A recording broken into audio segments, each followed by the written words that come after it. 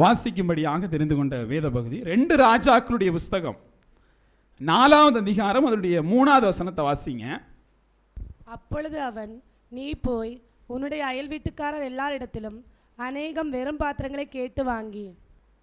அநேக வெறும் பாத்திரங்களை கேட்டு வாங்கி. வசனம் எடுத்த உடனே இதுதான் வசனமா இல்லையா ஒன்றும் தெரியல. வெறும் பாத்திரங்களை கேட்டு வாங்கி. பாருங்க, தேவ சமூகத்தில் இந்த ஸ்திரீ எதற்காக போனாங்கன்னு தெரியுமா? கடன் பிரச்சனையோடு போனாங்க. பிரச்சனையே கடன் தான். சொல்லி விடுறது என்ன? மறுபடி போய் கடன் கேளுன்ட்டு. அப்படிதானே? நான் கடன் பிரச்சனையோடு இருக்கிறேன்.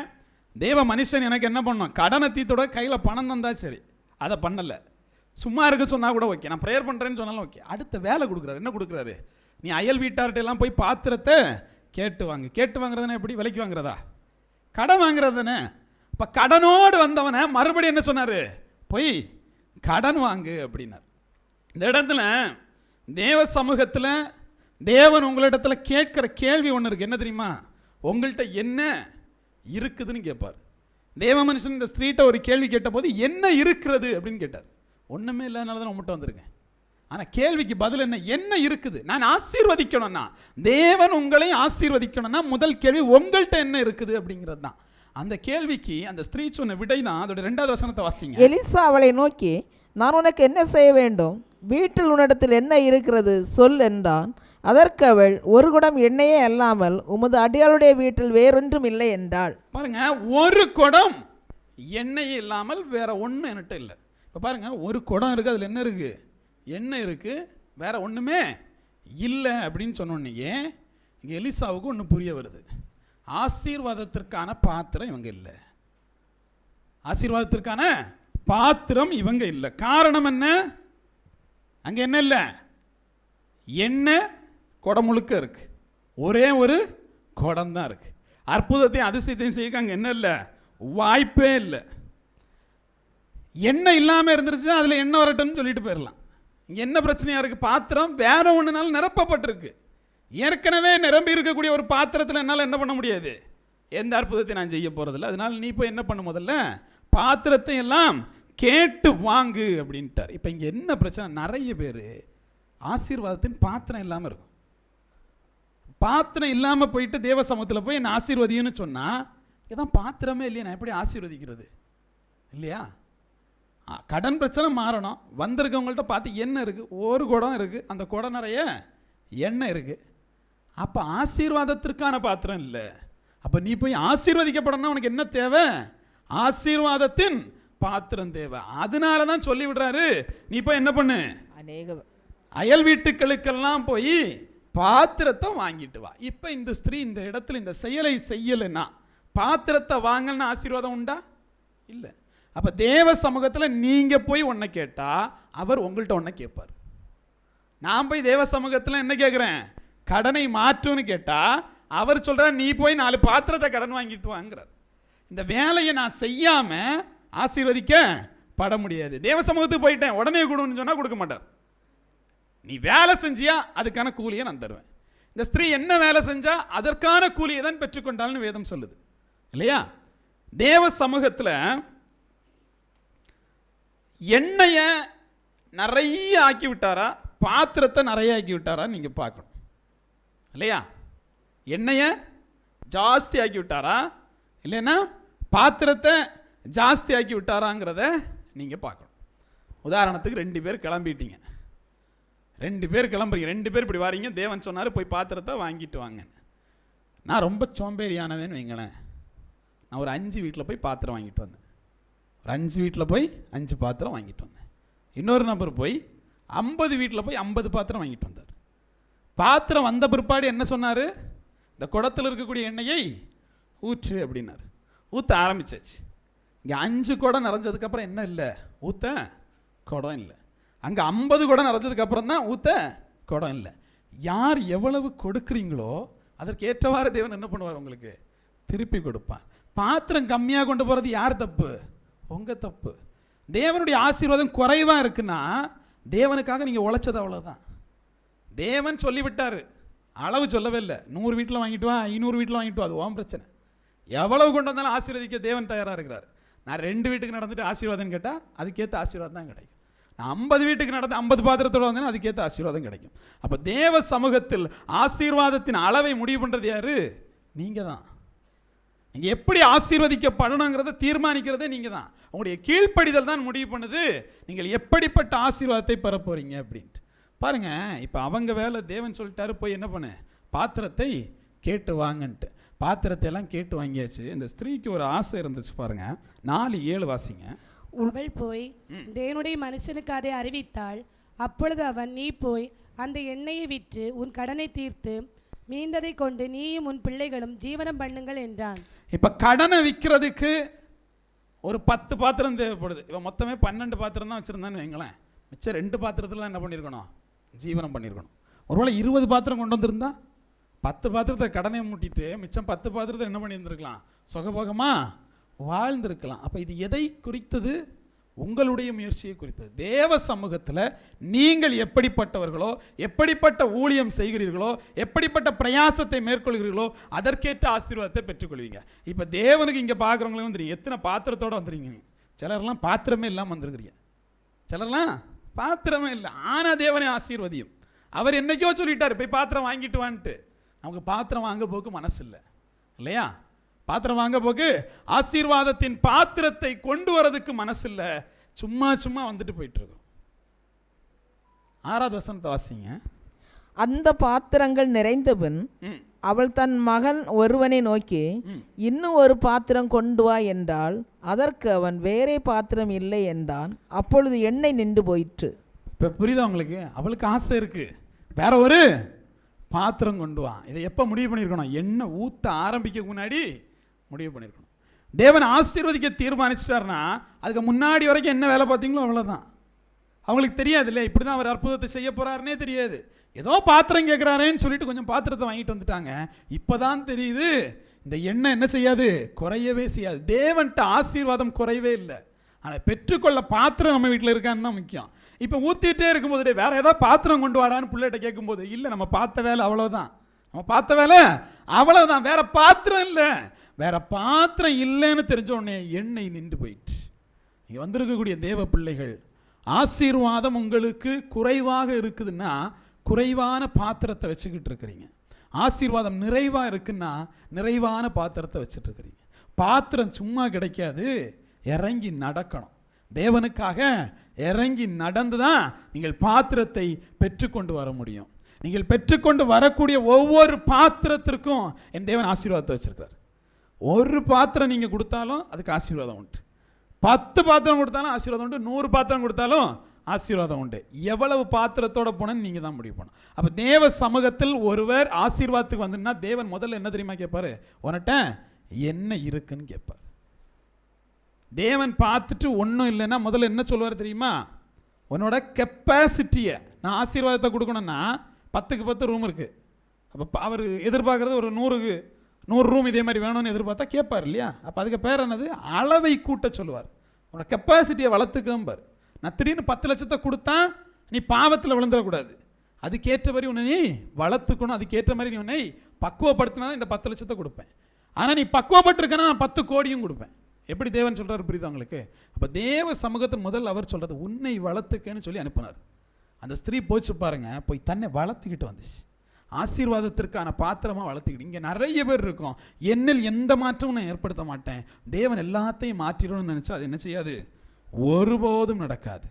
தேவனுக்கு கீழ்ப்படியாமல் என் வாழ்க்கை மாறிடணும்னு நினச்சா அது ஒருபோதும் நடக்காது. அவர் சொல்கிற வார்த்தைக்கு நீங்கள் கீழ்ப்படிந்து உங்களுடைய தகுதியை, உங்களுடைய ஆசீர்வாதத்தின் அளவை நீங்கள் பெருக்கிக் கொண்டால் மட்டும்தான் அந்த பாத்திரம் என்ன செய்யும், அது நிரம்பி வழிகிறதாக இருக்கும். பாருங்கள், தேவ சமூகத்தில் நம்ம எல்லாருக்கும் தெரிஞ்ச ஒரு விஷயம், தேவன் முதலாவது எதை படைத்தார்? முதலாவது வானத்தையும் பூமியும் சிருஷ்டித்தார் முதல் வசனம் சொல்லுது இல்லையா? சரி, இப்போ பாருங்க, மனிதனை படைக்கிற போது முதலாவது மண்ணை எடுத்து என்ன பண்ணியாச்சு, படைச்சாச்சு. ரெண்டாவது அதை எதனால் நிரப்பினார்? தன்னுடைய ஜீவ சுவாசத்தினால் அதை நிரப்பினார். தேவன் எப்போவுமே இந்த பேட்டர்ன் வந்து கடைபிடிப்பார். முதல்ல என்ன பண்ணுவார் தெரியுமா? ஒரு விஷயத்தை கொடுக்கணும்னா அதற்கான விஷயத்தை முதல்ல உருவாக்குவார். இப்படி ஆசீர்வாதத்தை கொடுக்கணும்னா முதல்ல பாத்திரம் தேவையோ, தன்னுடைய ஜீவ சுவாசத்தை கொடுக்கறதுக்கு முன்னாடி அதற்கான இடம் தேவை இல்லையா? அப்போ முதல்ல என்ன பண்ணார்? ஒரு சரீரத்தை உண்டு பண்ண பிற்பாடு தான் அவர் என்ன பண்ணார்? தன்னுடைய ஜீவ சுவாசத்தை அதுக்குள்ள ஊதினார். உதாரணத்துக்கு எல்லா படைப்புமே இப்படிதான். முதல் நாள் எதை படைத்தார்? தேவன் வெளிச்சம் உண்டாக கடவுது என்று சொன்னார், வெளிச்சம் உண்டாயிற்று. முதல் நாள் வெளிச்சத்தை படைச்சார் இல்லையா? ரெண்டாவது நாள் எதை படைத்தார்? 1:6 வாசிங்க. பின்பு தேவன் ஜலத்தின் மத்தியில் ஆகாய உண்டாக கடவுது என்றும் அது ஜலத்தின் நின்று ஜலத்தை பிரிக்க கடவுது என்றும் சொன்னார். அப்ப ஜலத்திலிருந்து ஜலம், தண்ணீரையும் படைத்தார், ஆகாய விரிவையும் படைத்தார். என்ன படைத்தாரு? ஜலத்திலிருந்து ஜலம் வரட்டும் சொல்லிட்டார், தண்ணி சொல்லிட்டாரு. ரெண்டாவது என்ன சொன்ன? ஆகாய விரிவுன்னு சொன்ன. ஆகாய விரிவுக்கு வானம் என்று பெயரிட்டார். அப்ப முதல் நாள் வெளிச்சம், ரெண்டாவது நாள் தண்ணீரும் வானமும் இல்லையா? தண்ணீரும் ஆகாய விரிவும். மூணாவது நாள் என்ன படைச்சாரு? வெட்டாந்தரை வந்து உண்டாச்சு, அதுக்கு பூமி என்று சொல்லி பேரிட்டார் அப்படின்னு வேதம் சொல்லுது. அதோட நிறுத்திக்கல, அங்கேயே என்ன ஆயிடுச்சு? புல் பூண்டுகள் எல்லாம் என்ன ஆயிடுச்சு? வந்துருச்சு இல்லையா? 3 நாட்கள் அவர் செய்தது என்ன தெரியுமா? 3 நாட்கள் அவர் செய்தது என்னது? அதற்கான இடத்தை உருவாக்கியது. எதற்கான இடத்தை? வெளிச்சங்கிற ஒரு பெரும் இடத்தை உருவாக்கினார். வெளிச்சங்கிற பெரும் இடத்தை உருவாக்கியாச்சு. ரெண்டாவது நாள் தண்ணீருங்கிற இடத்தை உருவாக்கினார், ஆகாயம் என்கிற இடத்தை உருவாக்கினார். மூணாவது நாள் என்ன பண்ணாரு? பூமி என்கிற இடத்தை உருவாக்கினார், அதுல மரங்கள் எல்லாம் உண்டு பண்ணியாச்சு. நாலாவது நாள் இருக்குல்ல, 1வது நாளுக்கு வேலை பார்த்தார். 1வது நாளுக்கு என்ன? வெளிச்சத்தை உண்டாக்கிட்டாரு. இனி இந்த வெளிச்சத்தை எதனால நிரப்பினாரு? சூரியனால, சந்திரனால, நட்சத்திரனால நிரப்பி விட்டார். வழக்கமாக நீங்கள் என்ன சொல்லுவீங்க? சூரியன் இருந்தாதான் வெளிச்சம் வரும். அது உங்க ஊரு, அது உங்க தியரி. இவர் என்னது? முதல்ல வெளிச்சத்தை உண்டாக்கிட்டு அந்த வெளிச்சத்தை யாரு கொடுக்கணும்? ரெண்டாவது தான் உருவாக்கு. வெளிச்சத்திற்கான இடத்தை உருவாக்கிட்டு அதுக்குள்ள என்ன கொடுத்தாரு?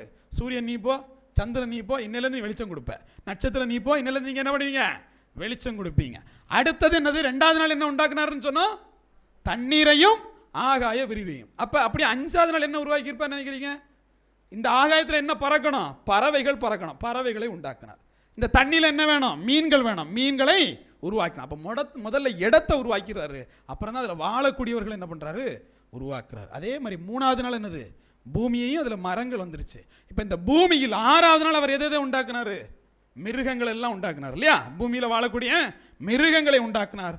அப்புறம் 6வது நாள் மனிதனையும் உண்டாக்குனார். இதுதான் என்னது? அதோட பேட்டர்ன். முதல்ல எப்படின்னா, தேவன் ஒரு இடத்தை உண்டாக்குவார். அது வெளிச்சமாக இருக்கலாம், அது ஆகாயமாக இருக்கலாம், அது தண்ணீராக இருக்கலாம், அது நிலமாக இருக்கலாம். இந்த இடங்களை உருவாக்கிட்டு அதை நிரப்ப ஆரம்பிப்பார். 6 நாட்களில் 3 நாள் தேவனே அதை தான் பண்ணார்னா, நீங்கள் இடத்தை உருவாக்காமல் அதை நிரப்புவாரா? இப்போ இடத்தை உருவாக்குவதான் முதல்ல. மண்ணை எடுத்து முதல்ல என்ன பண்ணணும்? மனிதனை உண்டு பண்ணணும். அப்புறம் தான் ஜீவ சுவாசத்தை ஊதுவார். இந்த உலகத்தில் முதல்ல ஒரு பிண்டம் வந்துருது, அப்புறம் தான் தேவன் என்ன பண்ணுறாரு? அதற்கான ஆசீர்வாதத்தை கொடுக்கணுமா வேண்டாமான்னு முடிவு செய்கிறார். இப்போ உங்களுடைய கரங்களில் என்ன இருக்குது? எப்படிப்பட்ட ஆசீர்வாதத்தை நீங்கள் பெற வேண்டும் இருக்கு. வெளிச்சத்தை உண்டாக்குறதுனால சூரியன், சந்திரன், நட்சத்திரம் வந்துச்சு. வெளிச்சம் உண்டாக்கலன்னா இதெல்லாம் வந்திருக்குமா? அப்போ அதற்கான இடம் இருக்காதான் கேள்வி. உங்கள்கிட்ட இடம் இருந்தால் தேவன் ஆசீர்வதிக்க தயாராக இருக்கிறாரு. ஆசீர்வாதத்திற்கான இடத்தை நீங்கள் உருவாக்கிட்டீங்களா? தேவன் சபையில் என்ன பண்ணுவார்? வெளிப்படுவார் இல்லையா? ஆனால் அதுக்கு முதல்ல என்ன பண்ணணும்? தாவீது என்ன பண்ணணும்? ஆலயத்தை கட்டுறதுக்கான ஏற்பாடை பண்ணணும். சாலமோன் ஆலயத்தை கட்டணும். அப்போதான் தேவன் வருவார் இல்லையா? அப்போ தேவன் வர தயாராக இருக்கிறாரு. இடத்தை கட்ட நீங்கள் தயாராக இருக்கிறீங்களா? இது என்ன ஆலயம்னு சொன்னார். உங்களுடைய ஆலயங்கள் எல்லாம் தேவன் வெளிப்பட அவர் தயாராக இருக்கிறாரு. ஆனால் தேவனுடைய ஆலயமாக இருக்குதா? அது நிரம்பி இருக்குதுன்னா தேவன் உள்ளே வர முடியாது. அப்போ நீங்கள் என்ன பண்ணணும்? தேவன் தங்கக்கூடிய ஸ்தலமாக நீங்களும் நானும் என்ன செய்யணும்? மாறணும் அப்படின்னு சொல்லிட்டு வேதம் சொல்லுது. வாசிக்கலாம். 2 தீமோத்தேயுனுடைய புஸ்தகம் அதனுடைய 2வது அதிகாரம் 20-21 ஆகிய வசனங்களை வாசிங்க. ஒரு பெரிய வீட்டிலே பொன்னும் வெள்ளியுமான பாத்திரங்களும் அல்லாமல் மரமும் மண்ணுமான பாத்திரங்களும் உண்டு. அவைகளில் சில கனத்திற்கும் சில கனவீனத்துக்கும் ஆனவைகள். ஆகையால் ஒருவன் இவைகளை விட்டு தன்னை சுத்திகரித்து கொண்டால் அவன் பரிசுத்தமாக்கப்பட்டதும் எஜமானுக்கு உபயோகமானதும் எந்த நற்கிரியைக்கும் ஆயத்தமாக்கப்பட்டதுமான கனத்துக்குரிய பாத்திரமாய் இருப்பான். கனத்திற்குரிய பாத்திரமும் உண்டு, கனவீனத்திற்குரிய பாத்திரமும் உண்டு. நீங்க எதற்கான பாத்திரம் நீங்க தான் முடிவு பண்ணணும். நான் கனத்திற்கான பாத்திரமா இருக்கிறேன்னா, கனவீனத்திற்கான பாத்திரமா இருக்கிறேன்னா இல்லையா? ஒரு வீட்டில் என்னெல்லாம் உண்டா? வெள்ளினாலையும் பொண்ணுனாலையும் பாத்திரம் உண்டு, மண்ணுனாலையும் மரத்தினாலையும் பாத்திரம் உண்டு, சிலர் கனத்திற்கான பாத்திரம், சிலது கனவீனத்துக்கான பாத்திரம். நீங்கள் எப்படிப்பட்ட பாத்திரமாக இருக்கிறீர்கள்? இப்போ நான் கனமுள்ள பாத்திரமாக, தேவ சமூகத்தில் பிரயோஜனம் உள்ள பாத்திரமா நான் இருக்கணும்னா என்ன பண்ணணும்னு வேதம் சொல்லுது. 22வது வசனம் வாசிங்க. அன்றியும் பாரியத்துக்குரிய இச்சைகளுக்கு நீ விலகி ஓடி சுத்த இருதயத்தோடு யாவாவை தொழுதுகளுடனே நீதியையும் விசுவாசத்தையும் அன்பையும் சமாதானத்தையும் அடையும்படி நாடு. அப்ப நீங்க இச்சையை விட்டு நீதியையும் அன்பையும் சமாதானத்தையும் விசுவாசத்தையும் நீங்கள் நாடுகிற போதுதான் என்ன வருமா? நீங்கள் பிரயோஜனமான பாத்திரமாக மாற முடியும். வேதம் அப்படிதான் சொல்லுச்சு இல்லையா? நீங்கள் உங்களை சுத்திகரித்துக் கொள்ள வேண்டும் என்று சொன்னால் 21வது வசனம் அப்படிதான் சொல்லணும். சுத்திகரித்துக் கொள்ள வேண்டும்னா முதல்ல என்ன பண்ணணுமா? நீங்கள் பரிசுத்தமாக்கப்படணும், நீங்கள் உபயோகம் உள்ளவர்களாக இருக்கணும், அதே மாதிரி நீங்கள் உங்களை ஆயத்தம் பண்ணிக்கொள்ளணும். இவ்வளவு விஷயம் இருந்தால் தான் நீங்கள் என்ன பாத்திரம்? கனத்துக்கான பாத்திரம். இப்போ இங்கே நிறைய பேர் தேவ சமூகத்தில் வந்திருக்கிறோம். தேவன் எதிர்பார்க்கிறது கனத்துக்கான பாத்திரத்தை, ஆயத்தமாகி வந்திருக்கக்கூடிய பாத்திரத்தை. ஆயத்தம்னா அப்படி வீட்டிலேருந்து கிளம்பி ரெடியாகி வரக்கூடிய அந்த ஆயத்தம் இல்லை. தேவ சமூகத்தை நான் வரப்போகிறேன், நான் தகுதியான ஆசீர்வாதத்தின் பாத்திரத்தோடு தேவ சமூகத்தில் போனோம். நமக்கு இந்த கதை தெரியல. தேவன் வரும்போது இங்கே ஆயத்தமாகி என்ன இருந்தாங்களாம்? 10 கன்னிகைகள் இருந்தாங்க.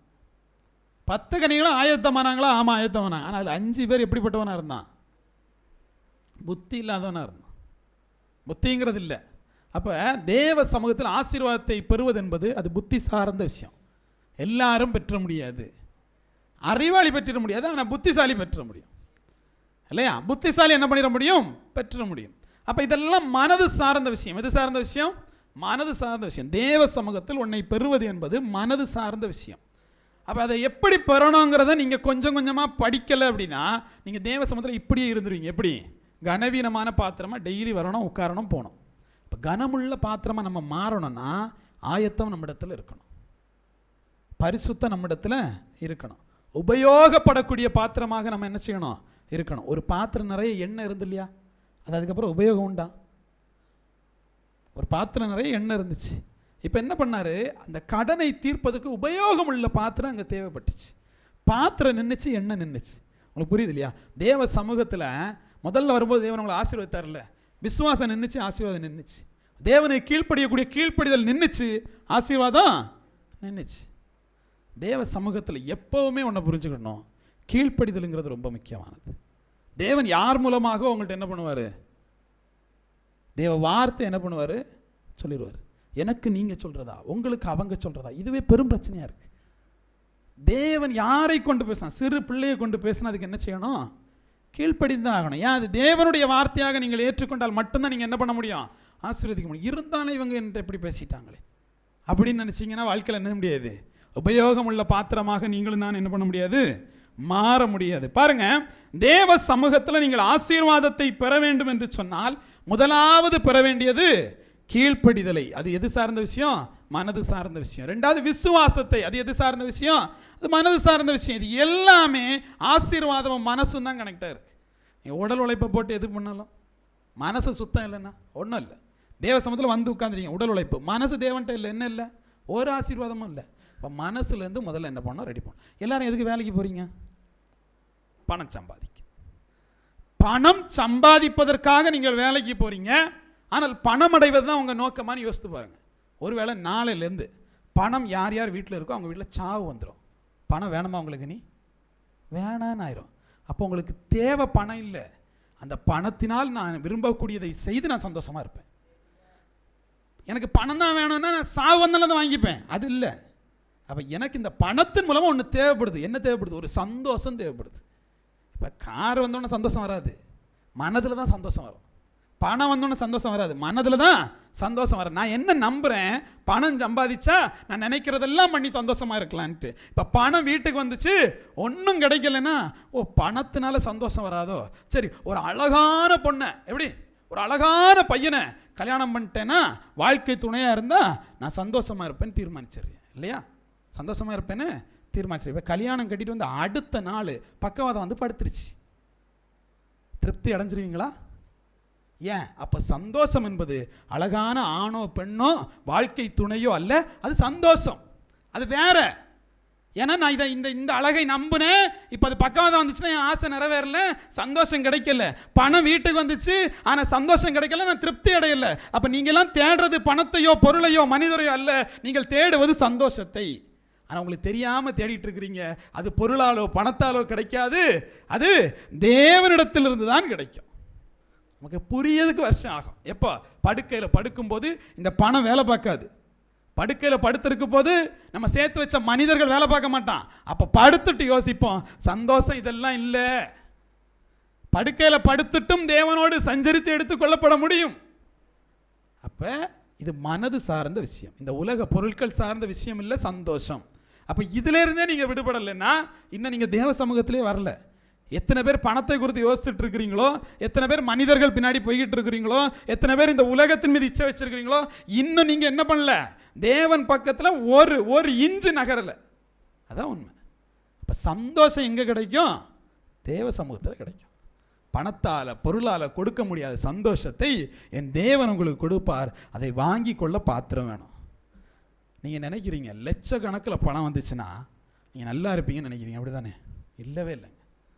வாடகை வீட்டில் இருக்கவன் நல்லா இருப்பான், வாடகை வீட்டில் இருக்கவன் நல்லா இருப்பான். 50 ஏக்கர் கட்டி வீடு வச்சாலும் சந்தோஷம் வராது.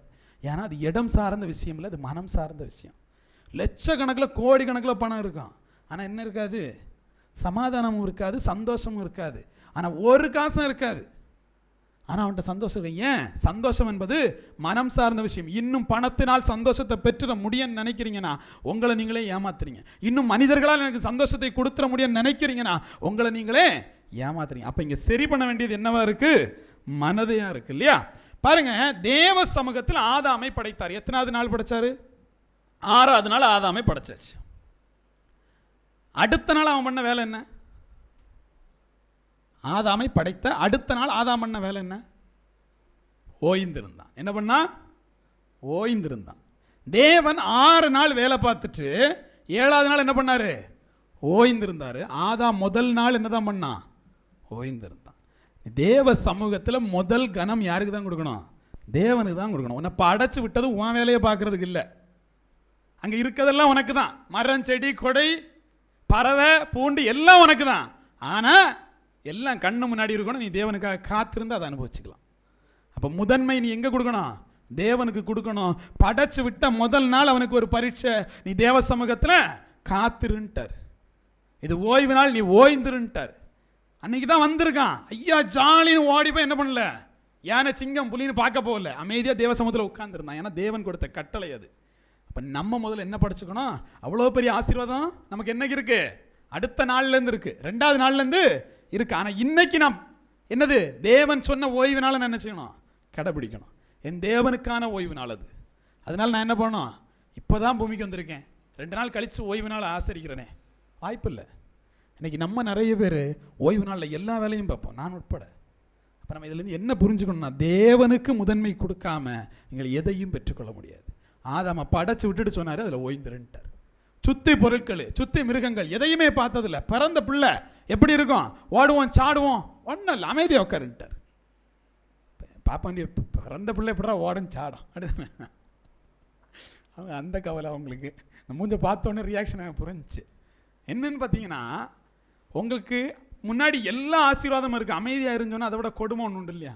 என் தேவன் அதுதான் சொல்கிறாரு, முதலாவது தேவனையும் தேவனுடைய ராஜ்யத்தையும் தேடுங்கள், அப்பொழுது இவைகளெல்லாம் உங்களுக்கு கூட கொடுக்கப்படுன்ட்டாரு. இப்போ இதெல்லாம் தருவேன்ட்டாரு, ஆனால் எனக்கு பொறுமை இல்லை, எனக்கு உடனே அதுதான் வேணும். அங்கே நோக்கி போகும்போது தேவன் எதையும் தர மாட்டார், எல்லாத்தையும் மாற்றிட்டே இருப்பார். பக்கத்தில் இருக்கும், போன மாதிரி இருக்கும், ஆனால் அங்கேருந்து எடுத்து மாற்றிடுவார். ஆசீர்வாதத்தை பார்க்க முடியும், பெற முடியாது. நம்ம மோசை கதையாயிரும். இப்போ தேவ சமூகத்தில் வந்திருக்கக்கூடிய பிள்ளைகள் முதல்ல ஒன்று புரிஞ்சுக்கோங்க, நீங்கள் தேவனை முதன்மைப்படுத்தாமல், தேவனுக்கு கீழ்ப்படியாமல் நீங்கள் எதையும் பெற்றுக்கொள்ள முடியாது. ஆதாம் தேவனுடைய பிள்ளையாக இருந்தான், தேவனை முதன்மைப்படுத்துகிற வரைக்கும். அவன் எப்பொழுது தேவனை முதன்மைப்படுத்தலையோ அப்போதே துரத்தப்பட்டான். இன்னைக்கு நிறைய பேர் துரத்தப்பட்டு உட்கார்ந்துருக்கும். காரணம் என்ன தெரியுமா? தேவனுக்கு முதன்மையான இடத்தை நாம் கொடுப்பதில்லை. தேவ சமூகத்தில் நீங்கள் ரோமருடைய புஸ்தகம் 12வது அதிகாரம் 2வது வசனத்தை வாசிக்கிற போது, நீங்கள் இந்த பிரபஞ்சத்திற்கு ஒத்த வேஷம் தெரியாமல் தேவனுடைய நன்மையும் பிரியமும் பரிபூரணமான சித்தம் இன்னதென்று பகுத்தறியத்தக்கதாக உங்கள் மனம் புதிதாகிறதுனாலே மறுரூபமாகுங்கள். எப்படி மனம் புதிதாகிறதுனாலே நீங்கள் என்ன பண்ணணுமா? மறுரூபமாகணும். ஏன் தெரியுமா? நான் தான் சொன்னேன், இந்த உலகத்தில் நீங்கள் ஒன்றே ஒன்று தான் பெற முடியும், சந்தோஷத்தை, துக்கத்தை. அவ்வளோதான் பெற முடியும். ஒன்று நீங்கள் சந்தோஷமாக இருக்க முடியும், இல்லையா துக்கமாக இருக்க முடியும். துக்கம்னு சொல்ல தெரியாது, என்னமோ மாதிரி இருக்குன்னு சொல்லலாம். அப்படி என்னமோ மாதிரி இருக்குது, அப்படி தான் இருக்கும். சந்தோஷமாக இருக்க முடியும், இல்லைன்னா துக்கமாக இருக்க முடியும். அதுக்கு இங்கே இருக்கக்கூடிய மனிதர்களோ பொருட்களோ காரணம் இல்லை, மனசு தான் காரணம், இல்லையா? இப்போ பார்த்தீங்கன்னா ஏன் நம்ம இந்த சந்தோஷத்தை, இப்போ சயின்ஸ் படி என்ன தெரியுமா சொல்லலாம், நீங்கள் சந்தோஷமாக இருக்குன்னா அது ஒரு கெமிக்கல் ரியாக்ஷன் மூளையிலிருந்து வருதுங்கும், இல்லையா? அப்படி தான் சொல்லணும். அப்போ ஆக மொத்தம் மூளை சார்ந்த விஷயம், மனது சார்ந்த விஷயம். மனது தான் உங்களுக்கு என்ன கொடுத்துட முடியும்? சந்தோஷத்தை கொடுத்துட முடியும். நீங்கள் உலகத்தில் ஒரு அற்ப சந்தோஷங்களை நாடுறீங்க. ஒரு மனிதன்கிட்ட போகிறீங்க, ஒரு அற்ப சந்தோஷத்தை நாடுறீங்க. எனக்கு என்னுடைய நண்பன் அப்படின்னு சொல்லிட்டு 4 முறை ஊரை சுற்றிட்டு வீட்டுக்கு வந்தால் மறுபடியும் பழைய நிலைமை தானே, இல்லையா? ஒரு கல்யாணத்துக்கு போகிறீங்க, பயங்கர மகிழ்ச்சியாக இருப்பீங்க, இல்லையா? அவ்வளோதான், அவ்வளோ நேரம் தான். சாப்பாடில் அதுவும் பாயாசம் வைக்கலன்னு கொஞ்சம் வருத்தம் வந்துடும், இல்லையா? அப்போது இங்கே என்ன சிக்கலாயிருதுன்னா, சந்தோஷமானது நிலையானது இல்லை. நம்ம தேடுற சந்தோஷம் இல்லை. மனிதர்களோடு இருந்து சந்தோஷமாக இல்லை, வீட்டுக்கு வரும்போது புரிஞ்சிருது. அப்போ எப்போதுமே சந்தோஷமாக இருக்கணும்னா அது தேவனோடு இருந்தால் தான் வாய்ப்பு இருக்குது. அப்போ இங்கே மனம் சார்ந்து நீங்கள் வாழ பழகலை, இன்னும் என்ன பண்ணல, இந்த சரீரத்தை ஜெயிக்கலை, இன்னும் அடிப்படையாக நீங்கள் தேவ பக்கத்துலேயே வரல. ஆனால் சொல்லிட்டு இருக்கோம் நான் தேவ சமூகத்தில் இருக்கேன். அப்படி இல்லை. இங்கே மனம் சார்ந்து மாற வேண்டிய நிறைய வேலை இருக்குது. மனம் புதிதாகிறதுனாலே நீங்கள் மறுரூபமாக ஆகிறீங்களா? அதான் பைபிள் ஒரு டிரான்ஸ்ஃபர்மேஷன், இங்கிலீஷ் பைபிள் டிரான்ஸ்ஃபர்மேஷன் சொல்லலாம். ஒரு மாற்றம் எப்போ வரும்? மனசு மாறணும். ஏன் மனசு மாறாமல் உட்காந்து மாற்றம் தேவைன்னு சொன்னால் ஏதாவது மாறுமா? மாறாது. எத்தனை பேர் ஒரு உங்கள் சொந்தக்காரருக்கு கல்யாணம் நடக்கும், அங்கே போய் தூங்குவீங்க? வாய்ப்பு இருக்கா? இல்லை. ஃபோட்டோ எடுக்க ஃப்ரெண்டில் விடுவானா, இல்லையா? நம்ம கவலை அதுவாக தான் இருக்கும். ஆனால் தேவ சமூகத்தில் தான் தூக்கம் வருது. காரணம் என்ன தெரியுமா? இங்கே என்ன கிடைக்கும்னே தெரியாது. இங்கே என்ன கிடைக்கும்னு தெரியாது. இந்த அவலட்சணம் எங்கே இருக்காது தெரியுமா? பிற மதங்களில் இருக்காது. ஏன்னா அவருக்கு பயம் இருக்கும். என்ன இருக்கும்? பயம் இருக்கும்.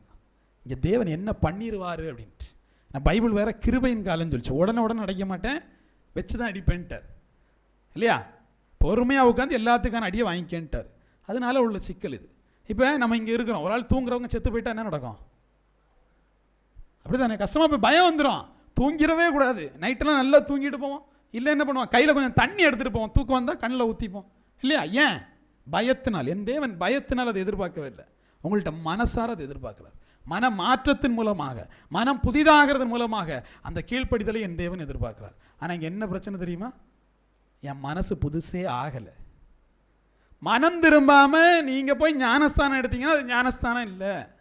மனம் திரும்பாமல் நீங்கள் சபைக்கு வந்தீங்கன்னா அது சபை கூடுதலே இல்லை.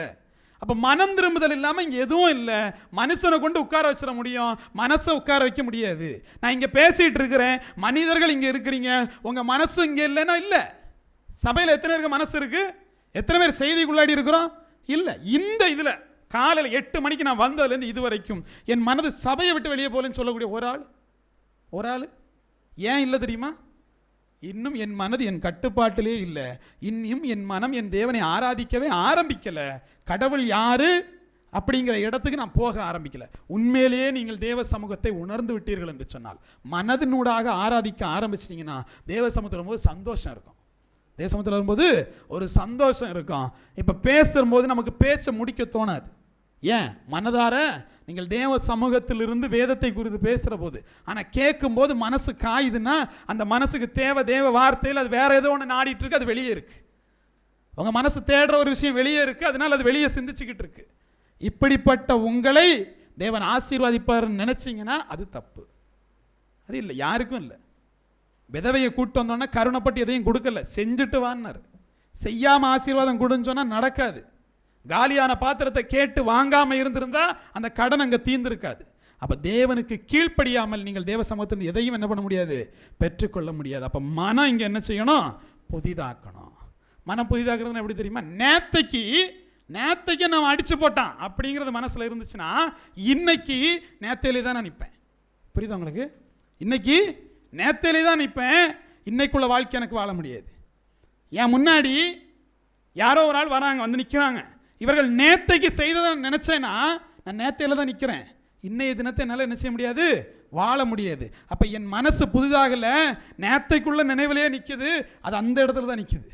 எப்போ என்னை திட்டுனாங்களோ, எப்போ என்னை முறைச்சாங்களோ அந்த இடத்துல நிற்குது. நான் எதை வாழலை, நிகழ்காலத்தில் வாழல. 1000 தான் இருந்தாலும் இவன் இப்படி பேசி போட்டான்ல, 1000 தான் இருந்தாலும் இவன் இப்படி செஞ்சு போட்டான்ல, அந்த மனசு புதிதாகவே இல்லை. இது பழைய தகர டப்பா. இது என்னச்சு, இதை வச்சு ஒரு பிரயோஜனம் இல்லை. அப்படிதானே? பழைய பைக்கை வச்சுக்கிட்டு ஓடலைன்னா முதல்ல பைக்கை மாற்றணும் இல்லையா? ஓடக்கூடிய இன்ஜினை வைக்கணும். இங்கே நிறைய பேருக்கு பழைய இன்ஜின் ஓடிட்டு இருக்கு. எப்படி தெரியுமா? 10 நாளைக்கு முன்னாடி உள்ளது, 15 நாளைக்கு முன்னாடி உள்ளது, 5 வருஷத்துக்கு முன்னாடி உள்ளது மட்டும்தான் நினைவில் இருக்கே தவிர, இந்த நொடி நான் தேவனுக்காக வாழ, இந்த நிமிடத்தில் நான் தேவனை ஆராதிக்க இல்லை, தேவனை மகிமைப்படுத்த இல்லை, அன்பை வெளிப்படுத்த என்ன பண்ணணும் இல்லை. நீங்கள் இந்த நொடி வாழ ஆரம்பிச்சிங்கன்னா உங்களுக்கு எதிரின்னு ஒருத்தன் இருக்க மாட்டான். எப்படி இருப்பான்? இந்த நொடி வாழ ஆரம்பிச்சிங்கன்னா எதிரின்னு ஒருத்தன் இருப்பானா? போன நொடியை சிந்திச்சாதான் எதிரின்னு ஒருத்தனே. இந்த நொடியை சிந்திச்சு வாழக்கூடியவங்களுக்கு யாரும் எதிரி இல்லை. அடுத்த நொடி என்னோடது இல்லைங்கிற இடத்துக்கு நீங்கள் வந்தால் மட்டும்தான் இந்த நொடியை நீங்கள் வாழ முடியும். ஆனால் இங்கே இருக்க முக்கால்வாசி பேர் 10 வருஷத்துக்கு முன்னாடி இருக்கும், 5 வருஷத்துக்கு முன்னாடி இருக்கும். ஒவ்வொரு ஆளுக்கும் ஒவ்வொரு வருஷங்களுக்கு முன்னாடி நம்ம உட்கார்ந்துட்டு பகையை மனசில் வச்சுக்கிட்டு நான் புதிதாக பிறந்துட்டேன் அப்படின்னா அதனால எந்த பிரயோஜனமும் இல்லை. தேவ சமூகத்தில் மனம் மாறுதுன்னா நேற்றைய தினத்தை குறித்து நீங்கள் என்ன பண்ண மாட்டீங்க, சிந்திக்க மாட்டீங்க. நாளைய தினத்தை குறித்து என்ன பண்ண மாட்டீங்க, சிந்திக்க மாட்டீங்க. இன்றைய தினத்தில் உங்கள் மனசு ஆக்டிவாக இருக்கணும். இந்த இடத்துல இப்போ எத்தனை பேர் இது மட்டும்தான் இருக்கிறீங்களோ அவனுடைய இடத்துல மட்டும்தான் மனசு அவன் கண்ட்ரோலில் இருக்குது. மனசு இருக்குது பார்த்தீங்களா? ஒரு நல்ல வேலைக்காரன், ஒரு நல்ல வேலைக்காரன், ஒரு கெட்ட எஜமான். எப்படி? ஒரு கெட்ட எஜமான் உங்களை சீரழிச்சிருந்தா சீரழிச்சிடும் மனசு ஒரு கெட்ட எஜமான், ஆனால் நல்ல வேலைக்காரன். உங்கள் மனசு நினைச்சா நீங்கள் எதையும் சாதிக்க முடியும். ஆனால் உங்கள் மனசு உங்களை இயக்க ஆரம்பிச்சுட்டா உங்களை சீரழிச்சிட முடியும். மனசுங்கிறது எனக்கு வேலை பார்க்க தேவன் கொடுத்ததே தவிர அது சொல்றபடிலாம் நான் வேலை பார்க்க முடியாது. தாவீது அது சொல்றபடி எப்போ வேலை பார்த்தானோ அப்பவே தேவ சமூகத்தில் என்ன பண்ணா, ஆசீர்வாதத்தை இழந்து போனான். அது வரைக்கும் நல்ல ஆசீர்வாதம். எப்போ மனசு சொல்றது, மனசு அவனை அதிகாரப்படுத்த ஆரம்பிச்சதோ அப்பவே போருக்கு போக வேண்டியவன் வீட்டில் உட்கார ஆரம்பிச்சான். தேவனுடைய செயலை செய்யாமல் பாவத்தை செய்ய ஆரம்பிச்சான். அப்போ நீங்கள் இன்னைக்கு மனசு என் வேலைக்காரனா இருக்கா இல்லை என் முதலாளியா இருக்கான்னு பார்க்கணும். பேசக்கூடிய என் வார்த்தை உங்களுக்கு 10 விதமாக புலப்படுதா? அது கோபம் வருதா? அது பிரச்சனை வருதா? சிக்கல் என்கிட்ட இல்லை, உங்கள் மனசில் இருக்கு. உண்மையாகவே அதுதான். இங்கே இருக்கக்கூடியவங்கள்ட்ட நான் ஒன்று சொல்கிறேன். என்கிட்ட ஒருத்தர் நீ ஒழுங்காக இருன்னு சொல்கிறாருன்னா அதை நான் 2 விதத்தில் எடுத்துக்க முடியும். என் மீது அக்கறை இருக்குது, உரிமை இருக்குது, ஒழுங்காக இருன்னு சொல்கிறாங்க, எடுத்துக்க முடியும். எப்படி என்ன பார்த்து சொல்லிடலாம், எடுத்துக்க முடியும். இப்போ இது யார்கிட்டத்தில் இருக்குது? என் மனம் சார்ந்த விஷயம். அப்போ வெளியிலிருந்து ஒன்று வருவது ஒன்று என்ன தீட்டுப்படுத்தாது, வெளியேந்து வரக்கூடிய ஒன்று என்ன தீட்டுப்படுத்தாது. என் மனசு சரியில்லைன்னா அது என்னை தீட்டுப்படுத்திக்கிட்டே இருக்கும். அப்போ தேவ சமூகத்தில் இருக்கக்கூடிய பல பேர் நேற்றைய தினத்தில் வாழ்ந்துட்டு இருக்கிறீங்க, வாங்க இன்னைய தினத்தை வாழுவோம் இல்லையா? தேவ சமூகத்தில் நேற்றைய கசப்புகளெல்லாம் விட்டுட்டு இன்னைக்கு நீங்கள் வாழ ஆரம்பிக்கலைன்னா உங்களுக்கு என்ன இல்லை தெரியுமா? இன்னையோட ஆசீர்வாதம் இல்லை. உதாரணத்திற்கு நான் உங்களை எல்லாம் கொண்டு போய் ஒரு கடற்கரை ஓரமாக உட்கார வச்சுட்டேன். அதில் உட்கார்ந்துருக்கிற போது உட்கார்ந்துருக்கணும் எல்லாருடைய மனசையும் நீங்கள் ரீட் பண்ணி பார்த்தீங்கன்னா எப்படி இருக்கும்? நாளைக்கு வியாபாரம் போகணுமே, அப்படி நாளைக்கு ஒரு 10,000 ரூபா தேவைப்படுது இல்லையா? இப்போ நம்ம என்ன கதை நடக்கலை. முன்னாடி இருக்கக்கூடிய கடல், அலை, காற்று, இது என்னன்னு நான் அனுபவிக்கலை, இது என்னன்னு தெரிஞ்சுக்க கூட நான் ஆசைப்படலை. என்ன காரணம் தெரியுமா? சொர்க்கத்தின் கதவே இங்கே இருந்தாலும் திறந்து போக மாட்டீங்க. ஏன்? நம்ம சிந்திச்சுட்டு இருக்கிறதே இருக்கும் நாளானைக்கு உள்ள கவலையை குறித்து, நேத்தையை குறித்த துக்கத்தை குறித்து வாழவே முடியாது. தேவ சமூகத்தில் நான் இப்போ திருப்பி சொல்கிறேன், இந்த கிறிஸ்தவ உலகம் எப்படி ஆகிப்போச்சுன்னா சண்டே வரணும் போகணும்னு ஆகிப்போச்சு. உண்மையிலே நீங்கள் பண்ண வேண்டியது என்ன தெரியுமா? மனதார தேவ சமூகத்தில் போகிறதுங்கிறது அது ஒரு பெரும் மாற்றம். அது ஒரு பெரும் மாற்றம். யாஷ்வா உலகத்தில் இருந்தபோது முதலாவது பண்ணது என்ன தெரியுமா? மனதை புதிதாக்குனார். என்ன பண்ணார்? போய் தனித்திருந்து உபவாசித்தார், ஜெபித்தார். போய் தனித்திருந்து உபவாசித்தார், ஜெபித்தார். உபவாசித்து ஜெபித்து தான் உங்கள் மனசை உங்கள் கைக்குள்ளே கொண்டு வர முடியும். உபவாசித்து ஜெபித்து தான் உங்கள் மனசை உங்கள் கைக்குள்ளே கொண்டு வர முடியும். மனசை உங்கள் கைக்குள்ளே கொண்டு வந்த பிறகு தான் வெளியே இருந்து உங்களுக்கு போராட்டம் வரும். நிறைய பேர் நம்பிட்டு இருக்கிறீங்க பிசாசு என்னை தொல்லப்படுத்தினான்னு. சத்தியமாக இல்லை. எவன் ஒருவன் மனசை கட்டுப்படுத்தினானோ அடுத்த நாள்லேருந்து அவனுக்கு பிசாசுக்கான போராட்டம். நான் சொல்கிற புரியுதுல உங்களுக்கு? எவன் ஒருவன் தன் மனதை கட்டுப்படுத்தினானோ அவனுக்கு மட்டும்தான் பிசாசின் போராட்டம். அப்போ உங்கள்கிட்டலாம் இருக்கிறது பாருங்க. என் தந்தைக்கு சுகர் இருந்தால் எனக்கு வந்துருமா? எப்படி? என் தந்தைக்கு சுகர் இருந்தால் எனக்கு வந்துருமா? எப்படி வருது? ஜெனட்டிக்கலாக வந்துட முடியும்னா நீங்கள் உள்ள இப்போ சேர்த்து வைக்கிறீங்களா எண்ணம், இதை யாருக்கும் கொடுக்க மாட்டீங்க, உங்கள் பிள்ளைக்கு கொடுப்பீங்க. யாருக்கு கொடுப்பீங்க? இந்த எண்ணோட்டத்தையெல்லாம் உங்கள் பிள்ளைக்கு கொடுப்பீங்க. நான் பேசுகிற மேக்ஸிமம் வேதத்துலேருந்து பேசுகிறேன், உங்களுக்கு புரியும். நான் என்ன சொல்கிறேன்னா, நீங்கள் சேர்த்து வைக்கக்கூடிய இந்த எண்ணங்கள் எல்லாம் உங்கள் பிள்ளையை கடத்திட்டு போகிறீங்க. அதில் தான் அவன் நோயாளி ஆகுறான், அதான் அவன் சபிக்கப்படுறானே தவிர அவன் தேவனுடைய சமூகத்தில் இருந்து அவன் மனசை கட்டுப்படுத்தினா மட்டும்தான் பிசாசு போராட வருவான். எல்லார்ட்டையும் பிசாசு போராட வரமாட்டான். அப்போ மற்ற போராட்டம்லாம் என்ன போராட்டம்னா உங்களுக்கான சாபமும் பாவமும், உங்களுக்கான சாபமும் பாவம். அப்போ யார்கிட்ட போராட போனான்? யாஷுவாட்ட எப்போ போராட போனான்? அவர் எப்போ தன்னை அடக்கி காமிச்சாரோ உடனே போராட போனான் இல்லையா? உடனே போராட போனான். அவர் என்ன பண்ணார்? தூண்டான் இல்லையா? இதை செய்யும் அதை செய்யணும். அப்போ சாத்தானால உங்கள் யாருக்கும் போராட்டம் இல்லை. நீங்கள் ஏமாத்திட்டு இருக்கிறீங்க. என்ன ஏமாத்துறீங்க தெரியுமா? சாத்தான் என்ன ப்ரேயர் பண்ணவே விடலை, அதுக்கு அவனுக்கு சம்மந்தம் இல்லை, உண்மையே சம்மந்தம் இல்லை. உங்கள் மனதை நீங்கள் உங்கள் கைக்குள்ளே வச்சுறதுக்கும் சாத்தானுக்கும் எந்தவித சம்மந்தமும் இல்லை. உங்கள் மனதை நீங்கள் உங்கள் கைக்குள்ளே வச்ச அப்புறம் தான் சாத்தானுங்கிறவன் வந்து உங்கள்கிட்ட கிரியை செய்ய முடியும். ஏன்? அப்போ தான் இவன் என்ன பண்ணிட்டான், இவன் தன்னுடைய மனசை அவன் கண்ட்ரோலில் வச்சிருக்கிறான். இவன் தேவ சமூகத்தில் போயிடக்கூடாதுன்னு உங்களை தடுக்க முடியும். அப்போ இங்கே இருக்க யாரும் சாத்தானுக்கு எதிரி இல்லை. சாத்தானை கட்டுக்கிறேன், ஒன்றும் கட்டணும், அவன் பாட்டுக்கு சும்மா இருக்கான். இப்போ பிரச்சனை என்ன தெரியுமா? நீங்கள் உங்களை கட்டுறது தான் பிரச்சனை. யாரை கட்டணும்? நீங்கள் உங்களை கட்டணும், உங்கள் சிந்தனையை கட்டணும், உங்கள் மனசை முதல்ல புதிதாக்கணும். அப்படி பார்த்தா நீங்கள் ஞானஸ்தானம் எடுத்ததுலேருந்தே ஒரு சின்ன பிள்ளை இங்கே இருக்கு. என்ன இருக்குது? மனம் திரும்பாமல் எல்லாத்தையும் பண்ணிட்டு வரீங்க. மனம் திரும்பாமல் தேவனுக்கு ஞானஸ்தானம், மனம் திரும்பாமல் மறுபடியும் அதே பாவம்னு சொன்னால் நீங்கள் என்னவும் பண்ணுங்க, பரலோகத்தை உள்ளே கொண்டு போனால் சவுட்டி வெளியே தள்ளுவார். ஏன் நீங்களா போக மாட்டீங்க? நாங்களா தள்ளி இப்படி உள்ளே விட்டாலும் அங்கேருந்து பிடிச்சி வெளியே போட்டுருவார். என்ன காரணம்?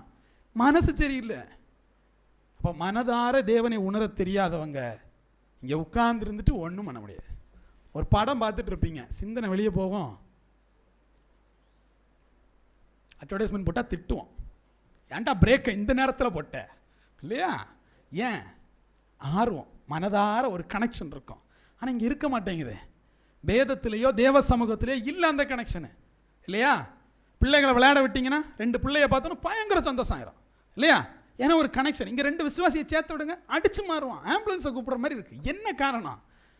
ஏன்னா அவ்வளவு பிணைப்பு, அவ்வளவு பாசம். நான் என்ன சொல்கிறேன்னா, தேவ சமூகத்தில் மனதார ஒரு மாற்றம் இல்லாமல் நீங்கள் உங்களை ஏமாற்றிட்டு இருப்பீங்களே தவிர ஆசீர்வாதம் வராது.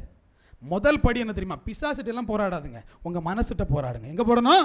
உங்களுடைய மனதிட்ட போராடணும். பாஸ்டர் நான் நல்லா ஜெபித்து பார்க்குறேன், ஜெபமே வரல, எனக்காக ஜெபியுங்கள். நான் போன வாரம்லாம் ஒரு கண்கொள்ளா காட்சி, பாஸ்டர் ஜெபிங்க, பாஸ்டர்மா ஜெபிங்கண்ணா.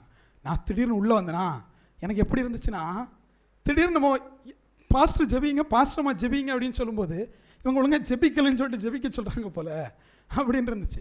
சிக்கல் தெரியுமா? நான் உங்களுக்காக என்ன ஜெபித்தாலும் எதுவும் நடக்க போகிறதில்ல, உங்கள் மனசு மாறாமல், உங்கள் மனசு மாறாமல், உங்களுடைய மனதிலிருந்து தான் மாற்றம் வரணுமே தவிர நான் உட்காந்து இங்கே முட்டி போட்டு ஜெபித்தாலும் ஒன்றும் நடக்க போகிறதில்ல.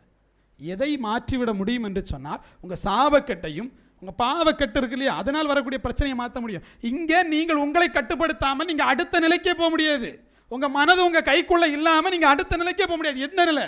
பிசாசு கூட போராட. உங்களுக்கு ஒன்று புரியுதா? பூச்சாண்டின்னு வரவே இல்லை, அதுக்குலாம் நீங்கள் பூச்சாண்டின்னு உட்காந்தாங்க ப்ரேயர். சாத்தான் உங்கள் கூட எல்லாம் சண்டை வைக்கிற அளவுக்கு நீங்கள் ஒருத்தான ஆளான்னு போய் கண்ணாடியில் பாருங்கள். அப்படி ஒன்றும் இல்லை. எவன் ஒருவன் தன்னைத்தானே அடக்கிட்டானோ, எவன் ஒருவன் தன்னுடைய கண்ட்ரோல்ல மனசை வச்சிருக்கானோ அவனுக்கு தான் இந்த உலகத்தில் இருக்கக்கூடிய இச்சையோடு போராட்டம். நல்லா பாருங்க, பாவம் உங்கள்கிட்ட தேடி வரதா நீங்கள் பார்த்து தேடி போறீங்களா? ஒரு பாவமும் உங்களை தேடி வரல, நீங்களா போய் செஞ்சுட்டு பிசாசு என்னை வஞ்சித்தான், அவ்வளோதான், உண்மைதான். ஏன்னா உங்கள்கிட்ட கொண்டு வந்து பாவத்தை திணிக்கிற அளவுக்கெல்லாம் நீங்கள் என்ன பண்ணல, தேவ சமூகத்தில் வளரலை. நீங்கள் உங்கள் பாட்டுக்கு இருக்கிறீங்க, உங்களுக்கு தான் பிசாசுக்கு தெரியும், அவன் சும்மாவே கத்தி செத்து போயிடுவான், விடு. இப்போ யாரை தேடி வருவான் தெரியுமா? எவன் ஒருவன் யாஷுவாவை போல உபவாசித்து ஜெபித்து தன் மனதை தன்னுடைய கட்டுப்பாட்டில் வைத்து பாவம் அணுகாதபடி காத்து கொள்றானோ அவன்கிட்ட போய் தட்டுவான் பிசாசு, இதை பண்ணு அதை பண்ணுன்ட்டு. அப்போ தான் அவனோட போராட்டம். இப்போ வரைக்கும் உங்கள்கிட்ட தான் உங்கள் போராட்டம். யார்கிட்ட போராட்டம்? உங்களுடைய மனதில் தான் உங்களுக்கு போராட்டம். அது புதிதாகலைன்னா புதுசாக ஒன்று நீங்கள் பார்க்க முடியாது. அது புதிதாகலைன்னா புதிய வாழ்க்கையை நீங்கள் என்ன பண்ண முடியாது, வாழ முடியாது. அது புதிதாகலை அப்படின்னா ஒரு புதிய அனுபவத்தையும் நீங்கள் பெற முடியாது. இப்போ தம்பி இப்போ வேலை பார்க்குற இடம் ஒரு இடம்னு வைங்களேன், அடுத்த கம்பெனிக்கு மாற்றிட்டேன், அங்கே போய் இருந்துட்டு நான் பழைய கம்பெனியில் வேலை பார்க்கும்போது எப்படி இருந்தேன் தெரியுமா? இந்த வேலை உருப்படாது. இங்கே உள்ள அனுபவத்தை அவன் பெற முடியாது. இங்கே இருக்கக்கூடிய பொருட்களை கண்ணை திறந்து பார்க்க முடியாது. அங்கே எவன் என்ன பண்ணாலும் குற்றமாக இருக்கும். காரணம் இடம் தவறு பண்ணல, இங்கே மனசு தவறாக இருக்குது. இடம் மாறினாலும் மனசு மாறலைன்னா அதனால எந்த பிரயோஜனமும் இல்லை. அப்போ உண்மையிலே நீங்கள் தேவ சமூகத்தில் போறீங்கன்னா ஒன்றை புரிஞ்சுக்கோங்க, சீஷர்கள் தன்னுடைய மனதை மாற்றினபடினால தான் சீஷர்கள். திருப்பி மீன் பிடிக்க போனானா? அவனுக்கான வேலையை பார்த்தானா? இல்லை, மனதார மாறினா. உங்களை வேலைக்கு போகாதுங்கன்னு சொல்ல, வேலை எதுக்காக பண்ணுறேன்னு தெரிஞ்சு பண்ணுறேன். வேலை இதுக்காக தான் பண்ணுறேன்னு தெரிஞ்சு பண்ணணும். ஏசாயா 43:18 வாசிங்க. முந்தினவைகளை நினைக்க வேண்டாம், பூர்வமானவைகளை சிந்திக்க வேண்டாம். பாருங்க, முந்தினவைகளை நினைக்க வேண்டாம், பூர்வமானதை சிந்திக்க வேண்டாம். இது வேத வசனம். நமக்கு எப்படி தெரியுமா இருக்கு? நம்ம மனசுங்கிறது பல வருஷத்தோட குப்பை தொட்டியா இருக்கு. எப்படி? பல வருஷங்களோட குப்பை தொட்டியா இருக்கு. இது வேத வசனத்துக்கு எதிரானது. உங்களுடைய சிந்தனைகளும் உங்களுடைய நினைவுகளும் எப்படி இருக்கணும்னு பைபிள் சொல்லுது. அதுபடி இருந்துச்சுன்னா மட்டும்தான் நீங்கள் ஆசீர்வதிக்கப்பட முடியும். இஸ்ரவேல் ஜனத்தை வழி நடத்தினார். யார் வழி நடத்தினது? யார் வழி நடத்தினது? மோசே வழி நடத்தினார் இல்லையா? வழி நடத்துகிற போது எவ்வளவோ ஆசீர்வாதத்தை பார்த்தாங்களா இல்லையா? செங்கடல் பழக்குது, எரிய கொண்ட மதில் விழுது, எல்லாம் பண்ணது இல்லை. ஆனால் அந்த ஜனம் பண்ண வேலை என்னன்னு உங்களுக்கு தெரியுமா? வாசிங்க, யாத்திராகமம் 14:11-12. மோசையை நோக்கி, எகிப்திலே பிரேத குழிகள் இல்லை என்றால் வனாந்தரத்திலே சாகும்படிக்கு எங்களை கொண்டு வந்தீர். நீர் எங்களை எகிப்திலிருந்து புறப்பட பண்ணினதினால் எங்களுக்கு இப்படி செய்தது என்ன?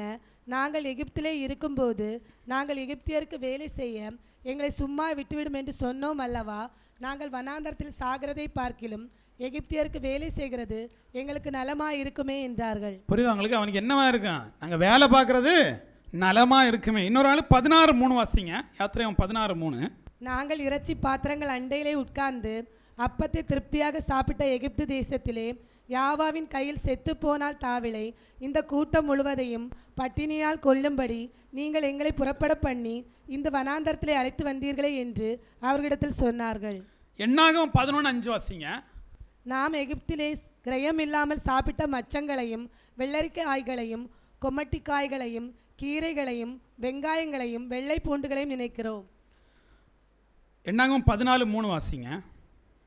நாங்கள் பட்டயத்தால் மடியும்படிக்கும் எங்கள் பெண் ஜாதிகளும் பிள்ளைகளும் கொள்ளையாகும் படிக்கும் யாவா எங்களை இந்த தேசத்துக்கு கொண்டு வந்தது என்ன? எகிப்துக்கு திரும்பி போகிறது எங்களுக்கு உத்தமம் அல்லவோ என்றார்கள். புரியுதா உங்களுக்கு? இவன் பண்ண வேலை என்ன தெரியுமா? தேவன் அவ்வளவு அற்புதத்தோடு கொண்டு போயிட்டு இருக்காரு. பாதியில் நினைக்கிறான், இங்கேருந்து கஷ்டப்படுறதுக்கு அங்கே போய் வேலை பார்த்துருவோமா? எப்படி மறுபடி துபாய்க்கே போயிடலாமாங்கிற மாதிரி இங்கேருந்து கஷ்டப்படுறதுக்கு அங்கே போய் வேலையை பார்த்துருவோமா அப்படின்னு ஒன்று. ரெண்டாவது என்னது? அப்பம் சாப்பிட்டேன். எங்கே சாப்பிட்டேன்? இறைச்சி பாத்திரத்தில். இறைச்சி சாப்பிடல, இறைச்சி பாத்திரத்து பக்கத்தில் அப்பம் சாப்பிட்டேன். அங்கே போயாவது சாப்பிட மாட்டேனா? அடுத்து என்னது? மீன் சாப்பிட்டேன், கொமட்டிக்காய் சாப்பிட்டேன். அங்கே இருந்து அதெல்லாம் சாப்பிட்ருங்களாமே. இங்கே இவ்வளோ கஷ்டப்படுறதுக்கு நமக்கு ஒரு தலைவனை உருவாக்கிட்டு நம்ம திரும்பி போயிடுவோமா? இப்படிப்பட்டவங்க நீங்கள் எதில் வாழ்கிறீங்க தெரியுமா?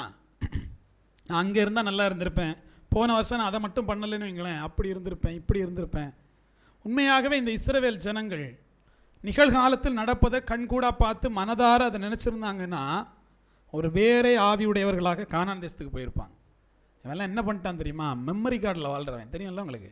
மெமரி கார்டில் 10 பாட்டு வச்சுருப்போம், 10 பாட்டு தான் இருக்கும். 10 பாட்டு வச்சுருந்தா 10 பாட்டு தான் இருக்கும். திருப்பி திருப்பி அதை போடலாம். அதையே திருப்பி திருப்பி போட்டு கேட்கலாமே தவிர புதுசாக ஒன்றையும் நீங்கள் என்ன பண்ண முடியாது, அனுபவிக்க முடியாது. பல பேர் இன்னும் மெமரி கார்டு வாழ்க்கை வாழ்ந்துட்டுருக்கோம். அந்த மெமரி கார்டு பழசு, அது இன்னும் அப்டேட் ஆகவே இல்லை, பழசு. அது நேற்றைக்கு உள்ளது, முந்தான உள்ளது, பல வருஷத்துக்கு முன்னாடி உள்ளதை மட்டும்தான் ஓட்டிகிட்டு இருக்கே தவிர இன்னும் இது என்ன பண்ணல, மனது புதுப்பிக்கப்படாமல் பழையதையே ஓட்டிகிட்டு இருக்கோம். பைத்தியம் எப்படி இருக்கும் தெரியுமா? என்றைக்கோ தன்னுடைய வாழ்க்கையில் நடந்த ஒரு நிகழ்வு பாதித்து அது என்ன ஆயிரும்? பைத்தியம் ஆயிரும். இப்போ நம்மளை அப்படியே யோசிங்களேன், அப்பப்போ பைத்தியம் ஆகிட்டு போவோம் இல்லையா? ஏதோ ஒரு நிகழ்வு பாதிக்கும் போது கத்தி பேய் மாதிரி நின்று ஆடுறா, பைத்தியம் மாதிரி நின்று ஆடுறா, அப்பப்போ பைத்தியம் ஆயிடுவோம். இப்போ இதையே நீங்கள் தொடர்ந்துட்டு இருந்தீங்கன்னா, இப்போ பாருங்களேன், என்னுடைய வாழ்க்கையில் இது வரைக்கும் நடந்ததை ஒரு புத்தகமாக எடுத்து வாசித்துக்கிட்டே இருந்தேன்னா முழு பைத்தியம் ஆயிடுவேன். ஒரு புத்தகத்தை படித்து தேடுற மாதிரி பழசையே நினச்சிட்டு இருக்கும்போது என்ன ஆயிரும்? முழு பைத்தியமாக ஆயிடுவேன். இப்போ அப்பப்போ பைத்தியம் ஆகிட்டு இருக்கோம். ஒரு கட்டத்தில் இப்படியே வாழ்ந்துட்டு இருந்தோம், நம்ம முழு பைத்தியமாக மாறிடுவோம். குணப்படுத்த முடியாது. ஏன் தெரியுமா? பழசை மட்டுமே நினச்சி வாழக்கூடிய ஒரு வாழ்க்கை. இது குப்பை தொட்டியான ஒரு வாழ்க்கை. புதுசு எதுவும் உங்கள் கண்ணில் தெரியாது. தேவன் அற்புதமே செஞ்சாலும், தேவன் அதிசயமே செஞ்சாலும் அது உங்களுடைய கண்ணு பார்க்கும், ஆனால் அனுபவிக்கவே முடியாது.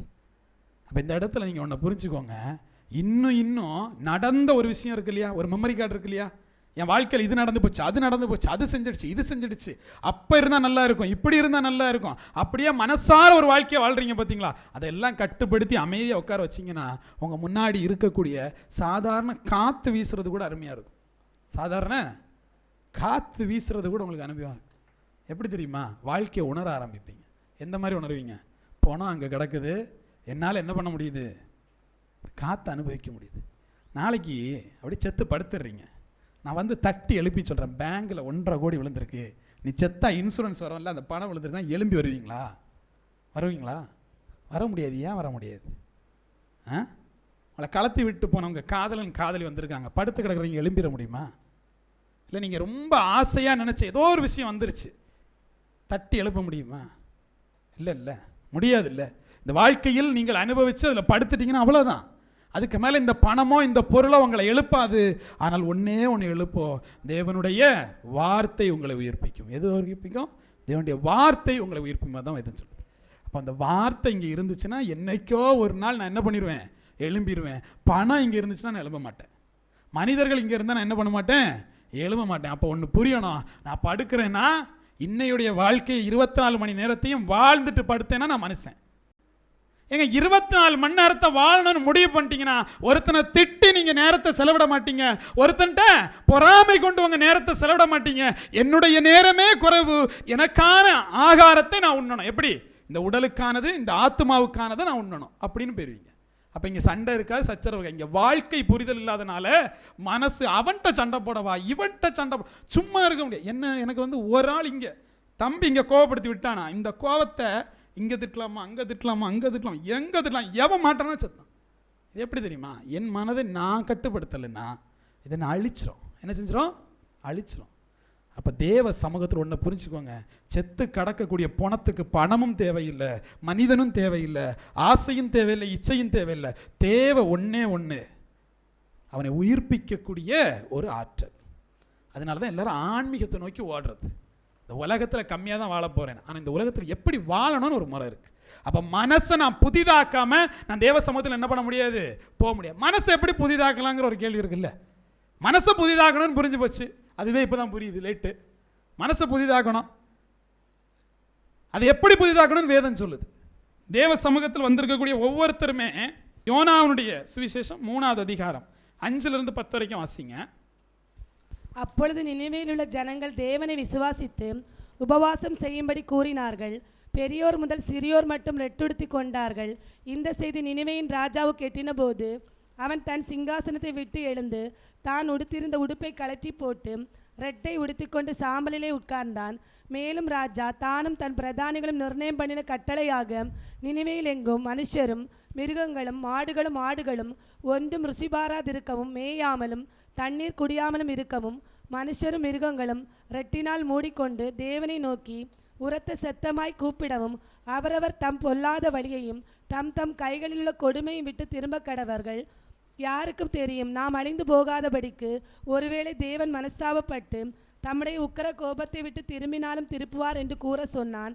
அவர்கள் தங்கள் பொல்லாத வழியை விட்டு திரும்பினார்கள் என்று தேவன் அவர்களுடைய கிரியை பார்த்து தாம் அவர்களுக்கு செய்வேன் என்று சொல்லி இருந்த தீங்கை குறித்து மனஸ்தாபப்பட்டு அதை செய்யாதிருந்தார். பாருங்க, ஒருவருடைய வாழ்க்கை மாறுறதுக்கு ஒரு மெசேஜ் போதும். எது போதும்? ஒரு மெசேஜ் போதும். அவன் மனசு மாறிடுச்சு, அது வரைக்கும் பாவத்தில் இருந்தான். ஒரு மெசேஜ் போதும். ஒரு தேவ மனிதன் தன்னுடைய வார்த்தையை கொண்டு விளம்பினார். ஒரு மெசேஜ் போதும். அவன் உண்மையாக மனம் திரும்பினா அவனுடைய வாழ்க்கை மாறிப்போச்சு. அவன் பாவத்துக்கானவன், அவன் சாபத்துக்கானவன், சாவுக்கானவன். ஒரே ஒரு மெசேஜ் அவன்கிட்ட போய் பேசிச்சு.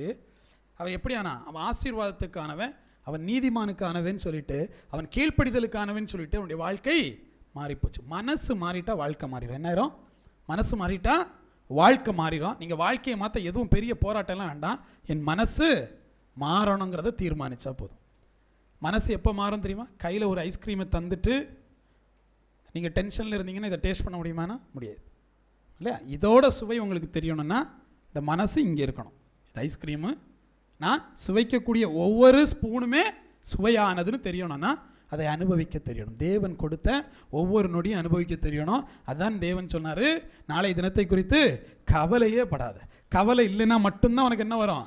இந்த சந்தோஷத்தை நீ அனுபவிக்க முடியும். சந்தோஷத்தை எதுலையோ தேடுறீங்க. பணம் வந்தால் சந்தோஷம் வராது, மனிதர்கள் வந்தால் போனால் சந்தோஷம் வராது. ஒரே தான், இந்த நொடியை வாழ பழகுனீங்கன்னா சந்தோஷம் வரும். இந்த நொடியை வாழ பழகுவதற்கு முதல்ல ஒரு செய்தி தேவை. உங்களை மனதார மாற்ற. மனம் மாறிட்டுனா உடனே என்ன செஞ்சிடும்? வாழ்க்கை மாறிடும். எத்தனை பேருக்கு எத்தனையோ செய்தி கேட்டிருக்கோம். இந்த செய்தி என்னை இதை மாற்றிச்சுன்னு சொல்லுங்க பார்ப்போம். இந்த செய்தி என் வாழ்க்கையில் இதை மாற்றியது அப்படின்னு ஒரு சாட்சி இருக்கா? அப்ப என்னத்துக்கு செய்தி? உங்களை மாற்றாத ஒரு செய்திங்கிறது அது எந்த விதத்திலையும் அது உங்களுக்கு பிரயோஜனம் இல்லை. இந்த செய்தி ஏதோ ஒரு விதத்தில் உங்களை மாற்றிடுச்சுன்னா இது உங்களுக்கான செய்தி. இல்லைன்னா நீங்கள் இங்கே வந்து சும்மா உட்காந்துட்டு போனீங்களே தவிர பாத்திரத்தோடு வரல. எதோட வரல? பாத்திரத்தோடு வரல. பாத்திரம் இல்லாமல் இந்த வார்த்தை உள்ளே போகாது. இந்த வார்த்தை உள்ளே போகாமல் உங்கள் கடன் தீராது. நீங்கள் இந்த பூமிக்குன்னு கடன் பட்டீங்க இல்லையா, அந்த கடனை எல்லாம் தீர்த்தா தான் எங்கே போக முடியும்? தேவ சமூகத்தில் போக முடியும். அந்த கர்மத்தை எல்லாம் தொலைக்க தான் இங்கே வந்திருக்கிறீங்க இல்லையா? நீங்கள் பூமியில் வருகிற போதே ஒரு கர்மம் உங்கள் தலையில் என்ன பண்ணியாச்சு? கெட்டப்பட்டாச்சு. அந்த கர்மத்தை தொலைக்கிறதுக்கு தான் இந்த வாழ்க்கை. தொலைச்சு முடிச்சிட்டிங்கன்னா அங்கே, தொலைக்காமல் போயிட்டீங்கன்னா அதோட போனது தான் இல்லையா? அப்போ அதை தொலைக்கிறதுக்கான வாழ்க்கையில் அதை தொலைக்கிறதுக்கான முயற்சி எடுக்கணும்னா முதல்ல என்ன செய்யணும்? தேவ சமூகத்தில் கீழ்ப்படிய ஆரம்பிக்கணும். அந்த ஜனங்கள் கீழ்ப்படிய ஆரம்பிச்சாங்க பாருங்க. 2 கொரிந்தியர் 10:5 வாசிங்க. அவைகளால் நாங்கள் தர்க்கங்களையும் தேவனை அறிகிற அறிவுக்கு விரோதமாய் எழும்புகிற எல்லா மேற்றுமைகளையும் நிர்மூலமாக்கி எந்த எண்ணத்தையும் மெசியாவுக்குள் கீழ்ப்படிய சிறைப்படுத்துகிறவர்களாய் இருக்கிறோம். எந்த எண்ணமா இருந்தாலும் நேத்தைக்கு அடிச்சான். முதல்ல அந்த எண்ணத்தை பிடிச்சி அடிக்கணும். எங்க? தேவ சமூகத்தில் அதை சிறைப்படுத்தணும். அந்த எண்ணம் திருப்பி வரக்கூடாது. நேத்தைக்கு நானும் தங்கராஜ் அண்ணன் சண்டை போட்டிருப்போம். இன்னைக்கு பார்க்கும்போது அந்த எண்ணம் வரக்கூடாது. நேத்தைக்கே நான் அதை என்ன பண்ணியிருக்கணும்? மெசியாவுக்குள் அதை சிறைப்படுத்தியிருக்கணும். அது ஒருபோதும் என்னுடைய வாழ்க்கையை பாதிக்கக்கூடாது. அந்த சிந்தனை ஒருபோதும் என்னை தவறான வழியில் கொண்டு போகக்கூடாது. அந்த சிந்தனை அடுத்த நாள் எனக்கு கோபத்தை கொடுக்கக்கூடாது. அடுத்த நாள் என்ன செய்யக்கூடாது? எனக்கு கோபத்தை கொடுக்கக்கூடாது. அந்த சிந்தனையை அன்னையோடு நான் சிறைப்படுத்தி இருந்தேன்னா நான் தேவனுக்குள் வாழ்கிறேன். வேதம் அதுதான் உங்களுக்கு சொல்லுது. அன்னன்னைக்குள்ள சிந்தனையை அன்னன்னைக்கு என்ன பண்ணிடணும்? சிறைப்படுத்தி வச்சிடணும். முடிஞ்சு போச்சு. இன்றைக்கி நான் என்ன பேசினேன் அது இன்னையோடு முடிச்சு போயிடணும். நாளை தினத்துக்கு அதை கொண்டு போகக்கூடாது. அன்னன்னைக்குள்ள பாடு அன்னன்னைக்கு போதும். அருமையாக வேதம் இருக்குது. ஆனால் நமக்கு தான் என்ன செய்யலை? அது புலப்படலை. பாருங்கள், தேவ சமூகத்தில் நம்ம பண்ணுற ஒரு வேலை இருக்குது. நீங்கள் எல்லாம் நினச்சிட்டு இருக்கிறீங்க நான் சிந்தனையை கட்டுப்படுத்திட்டேன்னு பல பேர் நினைக்கிறேன் இல்லையா? சிந்தனையை ரொம்ப சிந்திக்கும்போது நம்ம என்ன நினைக்கிறோம்? ரொம்ப சிந்திக்கும்போது ஐயோ நான் ரொம்ப சிந்திச்சுக்கிட்டு இருக்கிறேன் அப்படின்ட்டு இல்லையா? ரொம்ப சிந்திக்கும்போது என்ன ஆயிடுதுன்னா, இந்த ஸ்க்ரூ பார்த்துருக்குறீங்க இல்லையா? போட்டு டைட் ஆக்கும்போது என்ன செய்யும்? ரொம்ப இறுக்கமாக இருக்கும். மனசெல்லாம் ரொம்ப இறுக்கமாக இருக்கும். இப்போ நம்ம ஒன்று பண்ணோம், வெளியே போயிட்டு வரும். நம்ம ஒன்று பண்ணுவோம், ஒரு டிவி பார்ப்போம். நம்ம ஒன்று பண்ணுவோம், பிடிச்சவங்கள்ட்ட பேசுவோம். அப்போ கொஞ்சம் லூஸ் ஆகும். ஃபோனை வச்சுட்டிங்கன்னா மறுபடியும் டைட்டாக இல்லையா? ஒரு திரைப்படத்தை பார்த்து முடிச்சிட்டிங்க மறுபடியும் டைட்டாயிரும். ஏன்? சிந்தனையை நீங்கள் கட்டுப்படுத்திட்டேன்னு நினச்சி சிந்தனையிலிருந்து சிதறல் உண்டாக்குறீங்க. இதை நினைக்கிற நீங்கள் இன்னொன்று நினைக்கிறீங்க, இதை நினைக்கிற நீங்கள் இன்னொன்று நினைக்கிறீங்க. இது இல்லை மனசை கட்டுப்படுத்துறது. நிறைய பேர் நம்ம நம்பிக்கிட்டு இருக்கோம். நான் என்ன பண்ணுறேன்? இப்போதைக்கு இந்த எல்லாம் வருது, சரி இப்போ நான் யோசேப்பை நினைக்க போகிறேன். எப்படி? யோசேப்பு வாழ்ந்தார், சிறப்பட்டார், பிரயோஜனம் இல்லை. யோசேப்பை இப்போ நினைக்கக்கூடிய நேரம் இல்லை. எதை நினைக்கணும்? என் மனசு ஏன் கண்ட்ரோலில் இருக்கான்னு பார்க்கணுமே தவிர இதை மாற்றுறதுக்கு இன்னொன்று சிந்திச்சுட்டா மாறிடும்னா நான் யாஷுவாவை நினைக்க போகிறேன், பிரயோஜனம் இல்லை. மனசை யாஷுவாவை நினைச்சிட்டா மனசு கட்டுப்பாடாயிருதா? அது இன்னொரு சிந்தனை சிதறல். நான் மனசை முதல்ல பிடிச்சி உட்கார வச்சு தேவ வார்த்தை இதுபடி தான் நீ வாழணும்னு அதுக்கு சொல்லிக் கொடுக்கணும். இதுபடி தான் நீ வாழணும்னு சொல்லிக் கொடுக்கணும். அப்போ சிந்தனை சிதறலை விட்டுட்டு இந்த சிந்தனையை கட்டுப்படுத்த என்ன வழி, இதை சிறைப்படுத்த என்ன வழின்னு பார்க்கணும். எப்படி சிறைப்படுத்துறது? யாஷுவா இந்த உலகத்தில் இருந்தபோது அவர் முதல்ல பண்ண விஷயம் என்ன? வாசிங்க முதல்ல சங்கீதங்களுடைய புஸ்தகம் 1ஆவது அதிகாரம் 2வது வசனத்தை வாசிங்க. யாவாவுடைய வேதத்தில் பிரியமாய் இருந்து இரவும் பகலும் அவருடைய வேதத்தில் தியானமாய் இருக்கிற மனுஷன், இரவும் பகலும் அவருடைய வேதத்தில் தியானமாய் இருக்கிற மனுஷன் பாக்கியவான். இங்க ஒரு மனுஷனை பத்தி பேசும், அவனுடைய தியானத்தை பத்தி பேசும். எதை பத்தி பேசும்? தியானத்தை பற்றி பேசும். தம்பி என்ன சொல்ல வர? அப்படியே உட்காந்து கையும் காலையும் மடக்கிட்டு ஒரு மாதிரி தியானத்தில் போயிடலாமா? உண்மையாகவே வேதம் ஒரு தியானத்தை குறித்து பேசுது. அந்த தியானத்தில் இருக்கிற மனுஷன் பாக்கியவான். அந்த தியானத்தில் இருக்கிற மனுஷன் நீர்க்காலின் ஓரமாய் நடப்பட்ட மரமாக இருப்பான். அந்த தியானத்தில் இருக்கிற மனுஷன் தன் காலத்தில் தன் கனியை கொடுப்பான். தியானத்தில் இல்லாமல் நிதானம் உங்களுக்கு வராது. தியானத்தில் இல்லாத மனுஷன் உடனே ரியாக்ட் பண்ணுவான். திட்டுனியா திட்டுவேன், அடிச்சியா ஒன்று அழுவேன், இல்லையா திருப்பி அடிப்பேன். அதானே பண்ண முடியும். ஒன்று அழ முடியும், இல்லையா திருப்பி அடிப்பேன். ஆனால் அதே நேரத்தில் தியானத்தில் நிதானத்தில் இருக்கிற மனுஷனிடத்தில் ஒரு ஞானம் இருக்கும். என்ன இருக்கும்? ஞானம் இருக்கும், அமைதி இருக்கும், அறிவு இருக்கும். அவன் தியானத்தில் இருக்கிறான், அவன் தேவனோடு இருக்கிறான். அவன் தியானத்தில் இருக்கிறான், அவன் தேவனோடு இருக்கிறான். அப்போ இந்த தியானம் பண்ண இன்னும் நீங்கள் ஆரம்பிக்கலைன்னா நீங்கள் தேவ சமூகத்தில் உள்ள மனுஷனே இல்லை. யார் இல்லை? தேவ சமூகத்தில் உள்ள மனுஷன் இல்லை. நான் சொல்கிறது முதல் படி. எந்த படி? முதல் படி. மனதை அடக்கின பிற்பாடு தான் யார் வருவான்? சாத்தான் வந்து சண்டை போட வருவான். மனித அடக்காத யாரிடத்திலும் சாத்தான் போராட வரமாட்டான். நீங்களே உன்னை சாத்தான் உருவாக்கி, நம்மளுக்கு தெரியும்ல, பிசாசே இருக்காது, இலை ஆடும் பிசாசு. அந்த மரத்துக்கு உயிர் இருந்தால் சிரிக்கும். நான் என்னடா பண்ணேங்கிற மாதிரி சிரிக்கும், இல்லையா? பிசாசு என்னைக்கு போராட வருவானா? உங்களுடைய வைராக்கியத்தையும் உங்களிடத்தில் இருக்கக்கூடிய தேவ பக்தியையும் உங்களிடத்தில் இருக்கிற தேவ அறிவையும் பார்த்து போராட வருவான். நம்ம தான் பாவம் செஞ்சுட்டு இருக்கோமே, நம்மளை போட்டு தனியாக வரைக்கும் அவன் போராடணுமா என்ன, இல்லையா? அப்போ நீங்கள் ஒன்று புரிஞ்சுக்கணும், பிசாசுக்கும் உங்களுக்கும் சண்டையே இல்லை. சண்டை உங்களுக்குள்ளாடி தான் உங்களுக்கு இப்போ சண்டை. நீங்கள் ஏதோ ஒன்று பிசாசுன்னு கற்பனை பண்ணி அதுக்கெல்லாம் நான் வரல. அப்படி ஒன்று இல்லவே இல்லை. உங்கள் சிந்தனை அதை கட்டுப்படுத்த என்னங்கிறது தான். அப்போ தியானம்ங்கிற ஒரு வார்த்தை வேதத்தில் இருக்கு.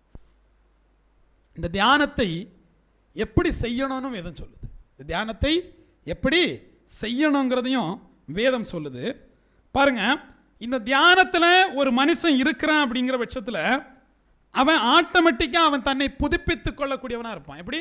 தியானத்தில் இருக்கக்கூடிய ஒவ்வொருத்தரும் தன்னை புதுப்பித்துக்கொள்ள. இதுதான் மனம் புதிதாகிறதுனால் நீங்கள் மறுரூபம் ஆகிறீங்க. என்னைக்கு மறுரூபம்? டெய்லி மறுரூபம். டெய்லி தியானம் பண்ணீங்கன்னா டெய்லி என்ன செய்யலாம்? ஒரு மறுரூபத்தை பெறலாம். ஆனால் டெய்லி தியானம் பண்ணுறதுக்கு முதல்ல மனசு வரணுமே, அதுவே பாடால இருக்கு. தினம் தியானம் பண்ணுறதுக்கு ஒரு மனசு வரணும், இல்லையா? 24 மணி நேரத்தை 1 மணி நேரமாக தேவனுக்கு கொடுக்க ஒரு மனசு வரணும், இல்லையா? அந்த 1 மணி நேரத்தில் நம்ம என்ன பண்ணுறோங்கிறது ரெண்டாவது. அந்த 1 மணி நேரத்தையே ஒதுக்கிறதுக்கு மனசு வரலைன்னா தியானம் எங்கே பண்ணுறது? இப்போ நான் என்ன சொல்கிறேன், உடலுக்கான வாழ்க்கையை குறைச்சிக்கிட்டு மனதுக்கான வாழ்க்கையை நீங்கள் வாழ ஆரம்பித்தாதான் தேவனிடத்தில் போக முடியும். அது எந்த இறைவனாக இருந்தாலும் சரிங்க. இந்த உலகத்தில் ஒரு மனிதன் ஊரை ஏமாற்றிட்டு வாழ்கிறான்னு அது நடக்காது. அவனுக்கும் தேவனுக்கும் தனிப்பட்ட ஒரு உறவு இருக்க ஒரு நேரம் தேவை, இல்லையா? நான் என் வீட்டில் எங்கள் அப்பாட்ட பேச ஒரு நேரம் எடுத்துக்கிறேன்னா, என் தாயிடத்தில் பேச ஒரு நேரம் எடுத்துக்கிறேன்னா, அப்போ தேவனிடத்தில் கடவுளிடத்தில் பேசுவதற்கு ஒரு நேரம் எனக்கு தேவை. அந்த நேரத்தை நான் ஒதுக்காம எனக்கும் தேவனுக்கும் உறவுன்னு சொல்றேன்னா என்ன நானே ஏமாத்திட்டு இருக்கேன். யோசுவாவுடைய புஸ்தகம் 1ஆம் அதிகாரம் 8வது வசனத்தை வாசிங்க. இந்த நியாயப்பிரமாண புஸ்தகம் உன் வாயை விட்டு பிரியாதிருப்பதாக, இதில் எழுதியிருக்கிறவர்களின்படியெல்லாம் நீ செய்ய கவனமாயிருக்கும்படி இரவும் பகலும் அதை தியானித்து கொண்டிருப்பாயாக. அப்பொழுது நீ உன் வழியை வாய்க்க பண்ணுவாய், அப்பொழுது புத்திமானாயும் நடந்து கொள்ளுவாய். பாருங்க, தியானம்ங்கிறது தேவ சமூகத்தில் உங்களுடைய மனசை வெறுமனே எப்படி ஒன்றும் இல்லாமல் ஆக்குறது இல்லை, அதை தேவ வார்த்தையால் நிரப்புவது. எப்படி? தேவ வார்த்தையால் நிரப்புவது. தியானம்ங்கிறது மனதை தேவ வார்த்தையால் நிரப்புவது. அப்போ தேவ சமூகத்தில் நான் தியானத்துக்கு போனேன்னா என் தேவன் என்னுடைய மனதை தேவ வார்த்தையால் என்ன செய்வார்? நிரப்புவார். அதான் இந்த வசனம் சொல்லுது, உன்னுடைய வாயை விட்டு அது பிரியாது இருப்பதாக. நீ செய்யக்கூடிய தியானம் உன்னுடைய வழியை வாக்க செய்யும். எப்படி? நீ செய்யக்கூடிய தியானம், இந்த தியானம் உன்னுடைய வழியை வாய்க்க செய்யும். அது உன்னை புத்தியிலே நடத்தும். எப்போ? நீங்கள் செய்யக்கூடிய தியானம். இந்த தியானம்ங்கிறது தேவ வார்த்தையில் தியானம், இல்லையா? ஏதோ ஒன்று நினைச்ச தியானம் இல்லை. தேவ வார்த்தையில் நீங்கள் தியானம் பண்ணுகிறது என்பது தான் உங்களுக்கு வழியை வாய்க்க செய்யும். நீங்கள் நினைக்கிறது நடக்கும். இந்த பிரபஞ்சம் உங்களுக்காக வேலை செய்யும்னு சொல்லுவாங்கல்ல, அதுக்கு என்ன பண்ணணும்? பிரபஞ்சத்தை வேலை செய்ய சொல்லணும். வாயை திறந்து நீ செய்யடான்னு சொல்லணும். இப்போ சொல்லணும்னா என் மனசுக்கு அந்த தைரியம் இருக்கணும். எதை பார்த்து? காற்றை பார்த்து இதை செய்ய, எனக்காக இதை செய்ய. மழையை பார்த்து இதை செய்யன்னு சொல்லணும்னா சொன்னானா இல்லையா? வானத்தை அடைக்க முடிந்தது, நெருப்பை இறக்க முடிஞ்சிச்சு, இல்லையா? சமுத்திரத்தை பழக்க முடிஞ்சிச்சுன்னா தேவ சமூகத்தில் நீங்கள் சொன்னால் கேட்கணும்னா அதுக்கு தேவனோடு உங்களுக்கு ஒரு உறவு தேவை. அந்த உறவு இல்லாமல் இங்கே எதுவும் நடக்காது. எவ்வளவும் ப்ரேயர் பண்ணுங்க, மனசுலேருந்து ப்ரேயர் பண்ணாமல் எதாவது நடக்க போதா? நடக்கலை. அதனால தான் ஒன்றும் கிடைக்கல. பாருங்கள், போய் உட்காந்து இந்த தியானம் ரொம்ப முக்கியமானது. ஆனால் இந்த தியானத்தை எப்படி பண்ணணுங்கிறதும் வேதம் சொல்லுது. இந்த மனசார்ந்த ஒரு விஷயத்துக்கு மட்டும் சொல்கிறேன். தாவீதுன்னு ஒருத்தன் இருந்தான் இல்லையா? தாவீதை ராஜாவாக்குனது யார்? சவுல் தான். சவுலுடைய இடத்துல தாவீதை உயர்த்தினது சவுல் தான். ஆனால் அந்த சவுலுக்கு மனசு எப்போ மாறிச்சோ அப்போவே அவன்கிட்ட அசுத்தாவி வந்துருச்சா இல்லையா? அப்போ தேவ சமூகத்தில் நீங்கள் ஒன்றை புரிந்து கொள்ள வேண்டும். ஆசீர்வாதம்ங்கிற ரெண்டே விஷயம். ஒன்று நீங்கள் தேவன் பக்கத்தில் நிற்க முடியும், இன்னொன்று பிசாசின் பக்கத்தில் நிற்க முடியும். உங்கள் மனசு மாறிட்டுனா ஆசீர்வாதத்தை இழந்துருவீங்க. பொறாமை வந்துச்சுன்னா ஆசீர்வாதத்தை இழந்துருவீங்க. விரோதம் வந்துச்சுன்னா ஆசீர்வாதத்தை இழந்துருவீங்க. அப்படி பார்த்தா இங்கே யார் மனசில் விரோதம் இல்லை, பகைமையே இல்லாத யாராவது இங்கே இருக்கிறீங்களா? அப்போ அதெல்லாம் மாற்றாமல் சவுல் ஆயிடக்கூடாது இல்லையா? அதை மாற்றி போட்டு தாவீது ஆகணும். கொல்ல வரக்கூடிய சவுலை பார்த்து சொன்னார், தேவனால் அபிஷேகம் பண்ணப்பட்ட இவன்ட்ட நான் என்ன பண்ண முடியாது, ஒன்றும் பண்ண முடியாது, நான் ஏமாத்துறேன்ட்டார். நான் இவன் அடிக்க முடியாது, ஏன்னா அவன் தேவனால் அபிஷேகம் பண்ண முடியும். எதிரி தான், ஆனால் தேவனால் அபிஷேகம் பண்ணப்பட்டான். ஆனால் இங்கே என்ன எதிரி இல்லை, தேவ மனுஷன், ஆனால் எதிரி அவன். எனக்கு ஏன் என்னை பற்றிலாம் பேசுகிறான்? பிரச்சனை புரியுதா உங்களுக்கு? கூட ஆராதிக்கக்கூடிய பிள்ளைகள், ஆனால் அவன் நமக்கு எதிரி ஆயிடுறான். எப்படி? சவுலும் தாவீது இடத்திலேயே நீங்கள் பார்க்கணும். ஆவி மாறிச்சுன்னா ஆசீர்வாதம் மாறிடும். அப்புறம் நீங்கள் ராஜா இல்லை. அப்புறம் நீங்கள் என்ன பண்ணுவீங்க? அசுத்த ஆவினால் அலக்கழிக்கப்படுவீங்க. உங்கள் வாழ்க்கை மாறி போயிடும். மனசு நேராக தேவ சமூகத்தில் இருக்கிற வரைக்கும் தான் ஆசீர்வாதம். யூதாஸ் எத்தனை பேருக்கு தெரியும் இல்லையா? எல்லாருக்கும் எடுத்துக்காட்டு ஒரு யூதாஸ் இல்லையா? யூதாஸ் நாண்டு கொண்டு செத்தா நீ சாவாமேறு அப்படின்னு தான் சொல்லுவோம் இல்லையா? ஆனால் யூதாஸ்ட பிரச்சனை என்னன்னு தெரியுமா உங்களுக்கு? யூதாஸோட பிரச்சனை என்னது? உங்களை மாதிரி ஒரு சீசன் உள்ளே வந்துட்டான் 12 பேரில். ஆனால் அவன் பிரச்சனை என்ன தெரியுமா? அந்த மனசை அவன் கட்டுப்படுத்தாமல் வச்சுருந்தது. தேவ சமூகத்தில் தியானம் பண்ணாமல் இருந்தது அவன் பிரச்சனை. ஏசான்னு ஒருத்தர் இருந்தது, ஏசா யாக்கோபு. எதனால் விற்று போட்டான்? மனதுக்கு அதனுடைய அது எவ்வளோ பெரிய ஆசீர்வாதங்கிறது தெரியல. இங்கே நிறைய பேர் பரலோகத்தை சில்லற பாவங்களுக்கு விற்று போட்டுரும். தேவ அன்பை சில்லற பாவங்களுக்கு விற்று போடுறோம். தேவ ஆசீர்வாதத்தை சில்லறையான கோபத்தினால பொறாமையினால விற்று போட்டுரும். அப்போ இந்த இடத்துல ஒரு ஏசாவை போலையோ இல்லைன்னா ஒரு சவுலை போலவோ இல்லை ஒரு யூதாஸை போல இல்லாமல் இருக்கணும்னா முதல்ல அந்த யூதாஸ் எப்படி இருந்தான்னு நீங்கள் தெரிஞ்சுக்கணும். யூதாஸை மட்டும் நம்ம பார்த்துக்கலாம். வாசிங்க மத்தேயுனுடைய சுவிசேஷம் 26வது அதிகாரம் 14 16 வரைக்கும். அப்பொழுது 12 ஒருவனாகிய யூதாஸ் காரியோத் என்பவன் பிரதான ஆசாரியரிடத்திற்கு போய், நான் அவரை உங்களுக்கு காட்டி கொடுக்கிறேன், நீங்கள் எனக்கு என்ன கொடுக்கிறீர்கள் என்றான். சரி, இங்க பாருங்க ஒரு விஷயத்தை. யூதாஸ் காரியத்தை தேடி யாராவது போனாங்களா? யூதாஸை தேடி யாருமே போகல. நடந்த சம்பவம் என்ன தெரியுமா? இந்த மரியாள் எண்ணெயை கொண்டு வந்து பாதத்தில் ஊற்றி தலையால் என்ன பண்ணிட்டு இருந்தான்? தலைமுடியால் இதெல்லாம் கொண்டு போய் தரித்திரனுக்கு கொடுத்துருந்தா அவன் எப்படி இருப்பான்னு தெரியுமா? வேதம் சொல்லுது, அவன் தரித்திரன் மேல் அக்கறை கொண்டு அல்ல, பணப்பையை அவன் பிடித்து கொண்டபடினால் அப்படி பேசினான். பணப்பையை அவன் வச்சிருக்கிறவனால, பணத்து மேலே ஆசைனால அவன் அப்படி பேசினான் அப்படின்னு சொல்லிட்டு வேதம் சொல்லுது. இந்த காரியம் நடந்தோடனே பார்க்குறான், உமக்கு கால் கழுவுறதுக்கு இவ்வளோ ரூபாய்க்குள்ளே என்ன தேவைப்படுது இல்லையா? 300 ரூபாய்க்கு விற்றுருக்கலாம் அதை இல்லையா? அதை கொண்டு போய் இப்படி வேஸ்ட் ஆகுறியா அப்படின்னு சொல்லிட்டு கடுப்பாயிட்டு இவனா தேடி போகிறான். பிசாசு அவனை எதுவும் செய்யலை. பாருங்கள், முதல் கட்டம் என்பது அவன் தேடி போனான். யாரை தேடி போனான் தெரியுமா? அங்கே இருக்கக்கூடிய அதிகாரிகளை தேடி போய், நான் அவரை காட்டி கொடுத்தால் நீங்கள் எனக்கு என்ன கொடுப்பீர்கள்? இப்போதான் பேச்சுவார்த்தை நடக்குது, முடிக்கிறாங்க 30 வெள்ளிக்காசுன்ட்டு. நம்ம நினச்சிக்கிட்டு இருக்கோம் சாத்தான் தான் எங்களை வஞ்சிப்பான், சாத்தான் தான் யூதாஸை வந்துச்சான். அப்படி இல்லை. இந்த இடத்தில் அவனா வாலண்டரியா போயிட்டு பாவத்தை தேடினான். ஏன் தெரியுமா? மனசு எங்கே இருந்துச்சு? பணத்தில் இருந்துச்சு. பணத்தில் மனசு இருக்கிற போது தேவ சமூகத்தில் மனசு இருக்காது. இங்கே நிறைய பேர் வந்திருக்கிறீங்க, பணம் தரேன்னா அங்கே ஓடி தான் போவீங்க. அங்கே போனால் பணம் கிடைக்கினா போவீங்க, ஆசீர்வாதம் கிடைக்கினா போவீங்க இல்லையா? ஒரு ஆசீர்வாதம் இன்டெரக்டாக அங்கே பணம் வருதுன்னா போவீங்க. அப்படி தான் நடக்கும், வேற ஒன்றும் பண்ண முடியாது. அப்போ இங்கே யூதாஸோட நிலைமை தான். பணம் என்ன, எனக்கு என்ன தருவேன்னு கேட்டு தன்னைத்தானே வித்துட்டு போனானே தவிர சாத்தான் அவனை ஒன்றும் செய்யலை. இதுக்கு அப்புறம் தான் இங்கே என்ன நடக்குது? இவங்க பஸ்காவுக்கு ஆயத்தம் பண்ணுறாங்க.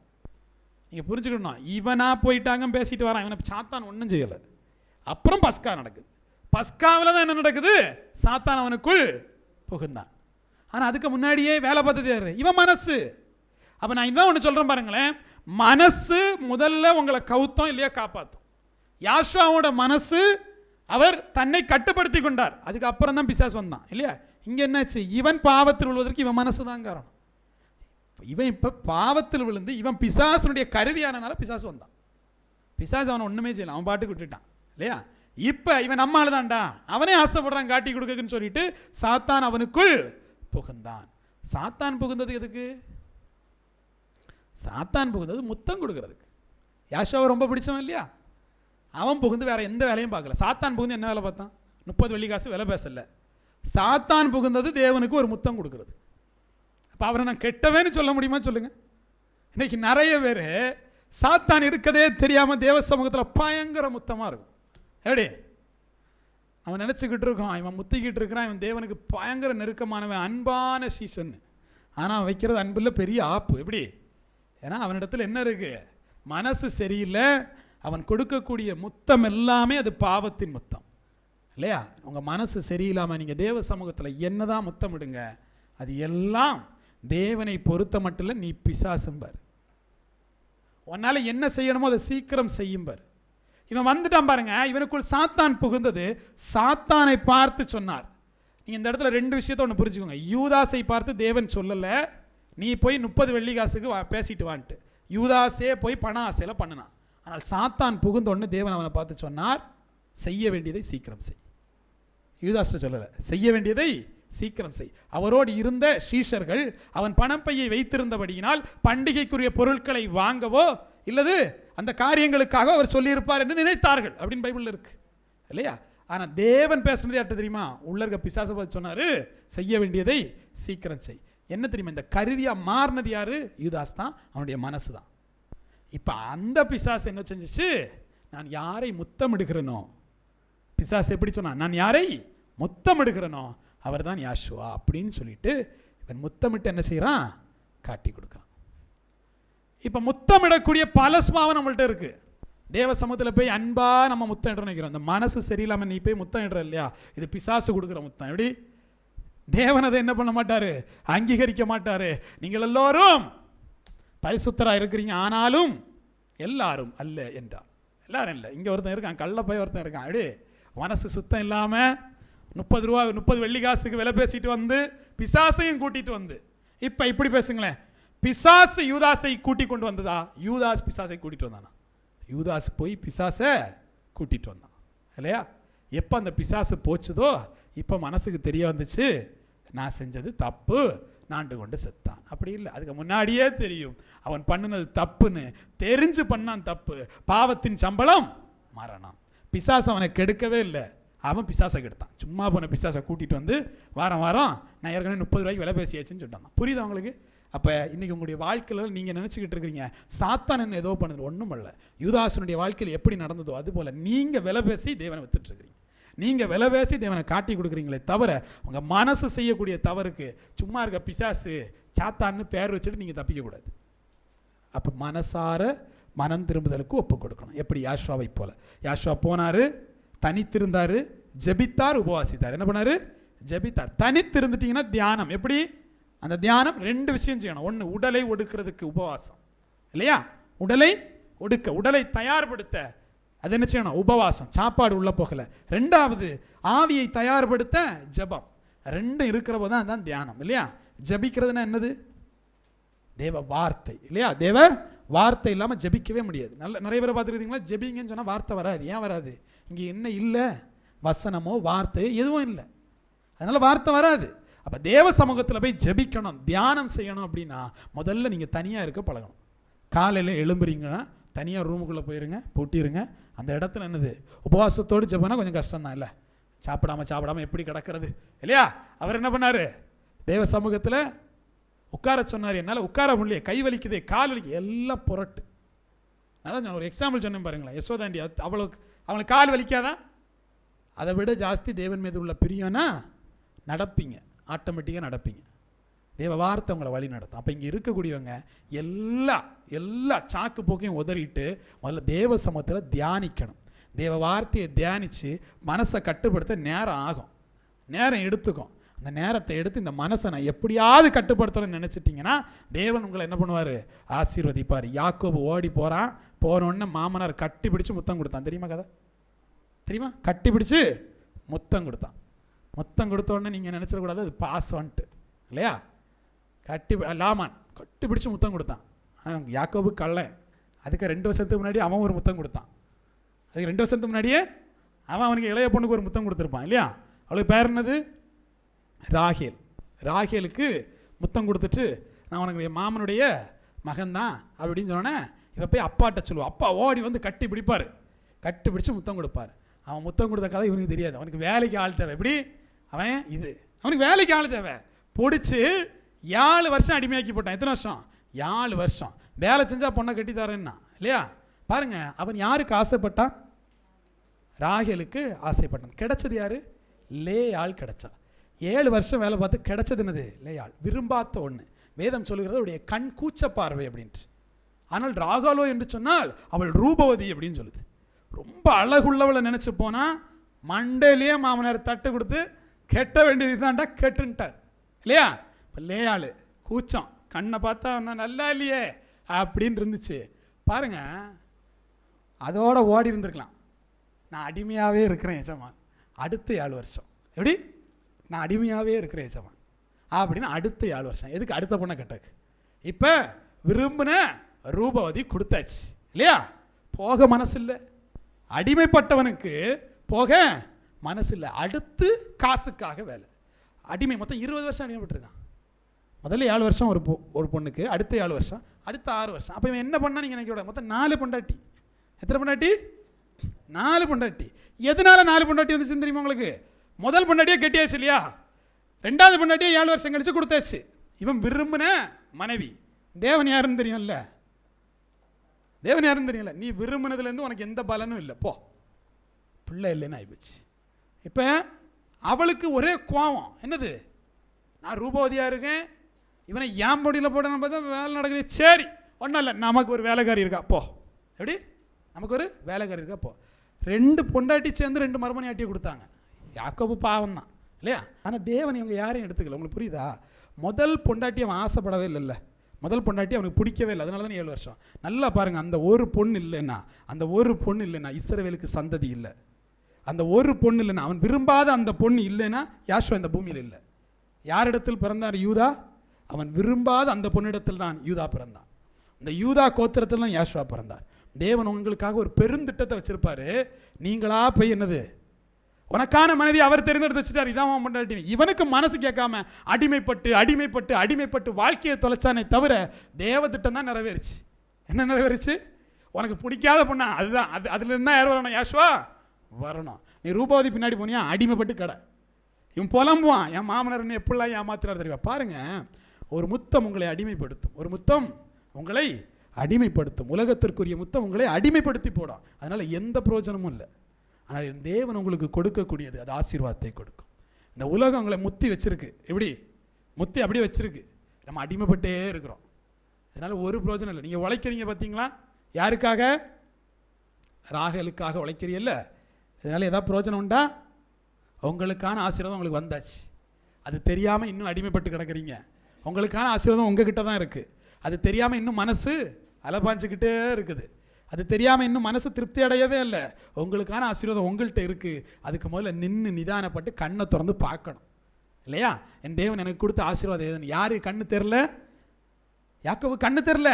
தேவன் கொடுத்த ஆசீர்வாதம் இதுதான். இது ஆசீர்வாதத்தின் சந்ததி யூதா தான். அந்த சிங்கம், இந்த சிங்க கோத்திரத்தில் தான் யாஷுவா பிறக்க போறாரு. ஒன்றும் தெரில. அவன் இன்னும் அடிமைப்பட்டுக்கிட்டே இருந்தான். ஒரு காலகட்டத்தில் அவனுக்கு தெரிய வந்துச்சு, நம்ம பண்ணதெல்லாம் தப்புடா, உண்மையான ஆசீர்வாதம் யூதா கோத்திரத்துக்கு தேவன் கொடுத்துருக்கிறாருன்னு. பாருங்க, நீங்களா சில விஷயத்தை பிரயாசப்பட்டு உங்கள் ஆசையினால் யாக்கோபை போல் அடிமைப்பட்டு கிடக்குறீங்க. என் தேவன் கூட உங்களுக்கு சிறையிருப்பு 7 வருஷம் தான் வச்சுருந்தார். நீங்கள் அதை 20 வருஷமாக மாற்றி வச்சுருக்கிறீங்க. இது எதனால தெரியுமா? கீழ்ப்படியாமையினால். இது எதனால தெரியுமா? உங்கள் மனசு தேவ சமூகத்தில் இல்லாதனால. இன்னும் அடிமைப்பட்டுக்கிட்டே இருக்கிறீங்க இல்லையா, இன்னும் பாவத்திலே இருக்கிறீங்க இல்லையா. நீங்கள் விடுபட ஒன்று தான். இந்த ஆசைப்பட்டதெல்லாம் விட்டுட்டு கீழ்ப்படியை கற்றுக்கிட்டீங்கன்னா உங்கள் மனசு உங்கள் கைக்குள்ளே இருக்கும். எப்படி? இந்த மனசு ஆசைப்படுறதெல்லாம் விட்டுட்டு மனசு கீழ்ப்படியை கற்றுக்கிட்டுனா, இப்போ நீங்கள் மனசு ஆசைப்படலைன்னா தேவன்கிட்ட போய் என்ன ப்ரேயர் பண்ணுவீங்க? என்ன ப்ரேயர் பண்ண முடியும்? மனசு ஆசைப்படலை, எதுக்குமே ஆசைப்படலை. மனசு என்ன ப்ரேயர் பண்ணும்? என் பிள்ளையை ஆசீர்வதிங்க. ப்ரேயர் பண்ணாது. அந்த மனசு என்ன ப்ரேயர் பண்ணோம்? நாளைக்கு கடன் பிரச்சனை இருக்குது, பணம் தாங்க. ப்ரேயர் பண்ணாது. அந்த மனசுக்கு தெரியும் தேவன் வழி நடத்துவார்னு அமைதியாக இருக்கும். அந்த மனசு துதிக்க மட்டும்தான் செய்யும். அந்த மனசு என்ன செய்யும்? துதிக்க மட்டும்தான் செய்யும். அது வார்த்தையை தியானிக்க மட்டும்தான் செய்யும். இன்னும் இன்னும் தேவனை பற்றி அறிய விரும்புமே தவிர தியானத்தில் இருக்க ஒருத்தனும் புலம்பிகிட்டு இருக்க மாட்டான். தேவனோடு உறவில் இருப்பான், தேவ ஞானத்தில் இருப்பான், தேவ ஆசீர்வாதத்தில் இருப்பான். அப்போ ப்ரேயருங்கிறது என்னது? இதுக்கு மேலே ஆசீர்வதியும் விடுவிங்கிறது இல்லை. ப்ரேயருங்கிறது அமைதியாக மேலே உட்காருங்க. மனசு அங்கங்கே போதா மண்டல 2 கொட்டி உட்கார்றான்னு சொல்லுங்கள். நீ எனக்கு வேலைக்காரனை தவிர நான் உனக்கு வேலைக்காரன் இல்லைன்னு சொல்லுங்கள். அந்த மனசிட்ட சொல்லுங்கள் தேவனை துதின்ட்டு. அது துதிக்க மாட்டேன்னு அடம் பிடிக்குதா? பட்டினி போடுங்க. என்ன பட்டினி? ஃபாஸ்டிங் இருக்கு. பட்டினி போடு 40 நாள் ஃபஸ்ட்டு இரு, அமைதியார், கட்டுப்படு. முடியலையா அடுத்த மாதம் மறுபடி இல்லையா? 2 மாதம் விட்டு விட்டு இருக்கும்போது ஆட்டோமேட்டிக்காக என்ன ஆயிரும்? அவன் சரிப்பட்டு வருவான். சரிப்பட்டு வந்ததுக்கப்புறம் என்ன சொல்லணும்? பாரு, உனக்கு தேவையானது ஒன்று, தேவனும் தேவனுடைய வார்த்தை. இதை தியானி. இதன் மூலமாக தான் உன்னுடைய வழி என்ன செய்யும்?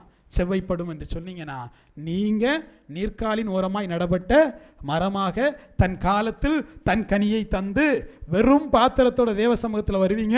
என் தேவன் பாத்திரமெல்லாம் நிரம்பத்தக்கதான ஆசீர்வாதத்தை உங்களுக்கு தருவார். இன்றைக்கி நான் தேவனை முத்தமிட்டு காட்டி கொடுக்குறேன். எவனோ ஒருத்தர் என்னை முத்தம் போட்டனால நான் அடிமையாக இருக்கிறேன், அதெல்லாம் இல்லை.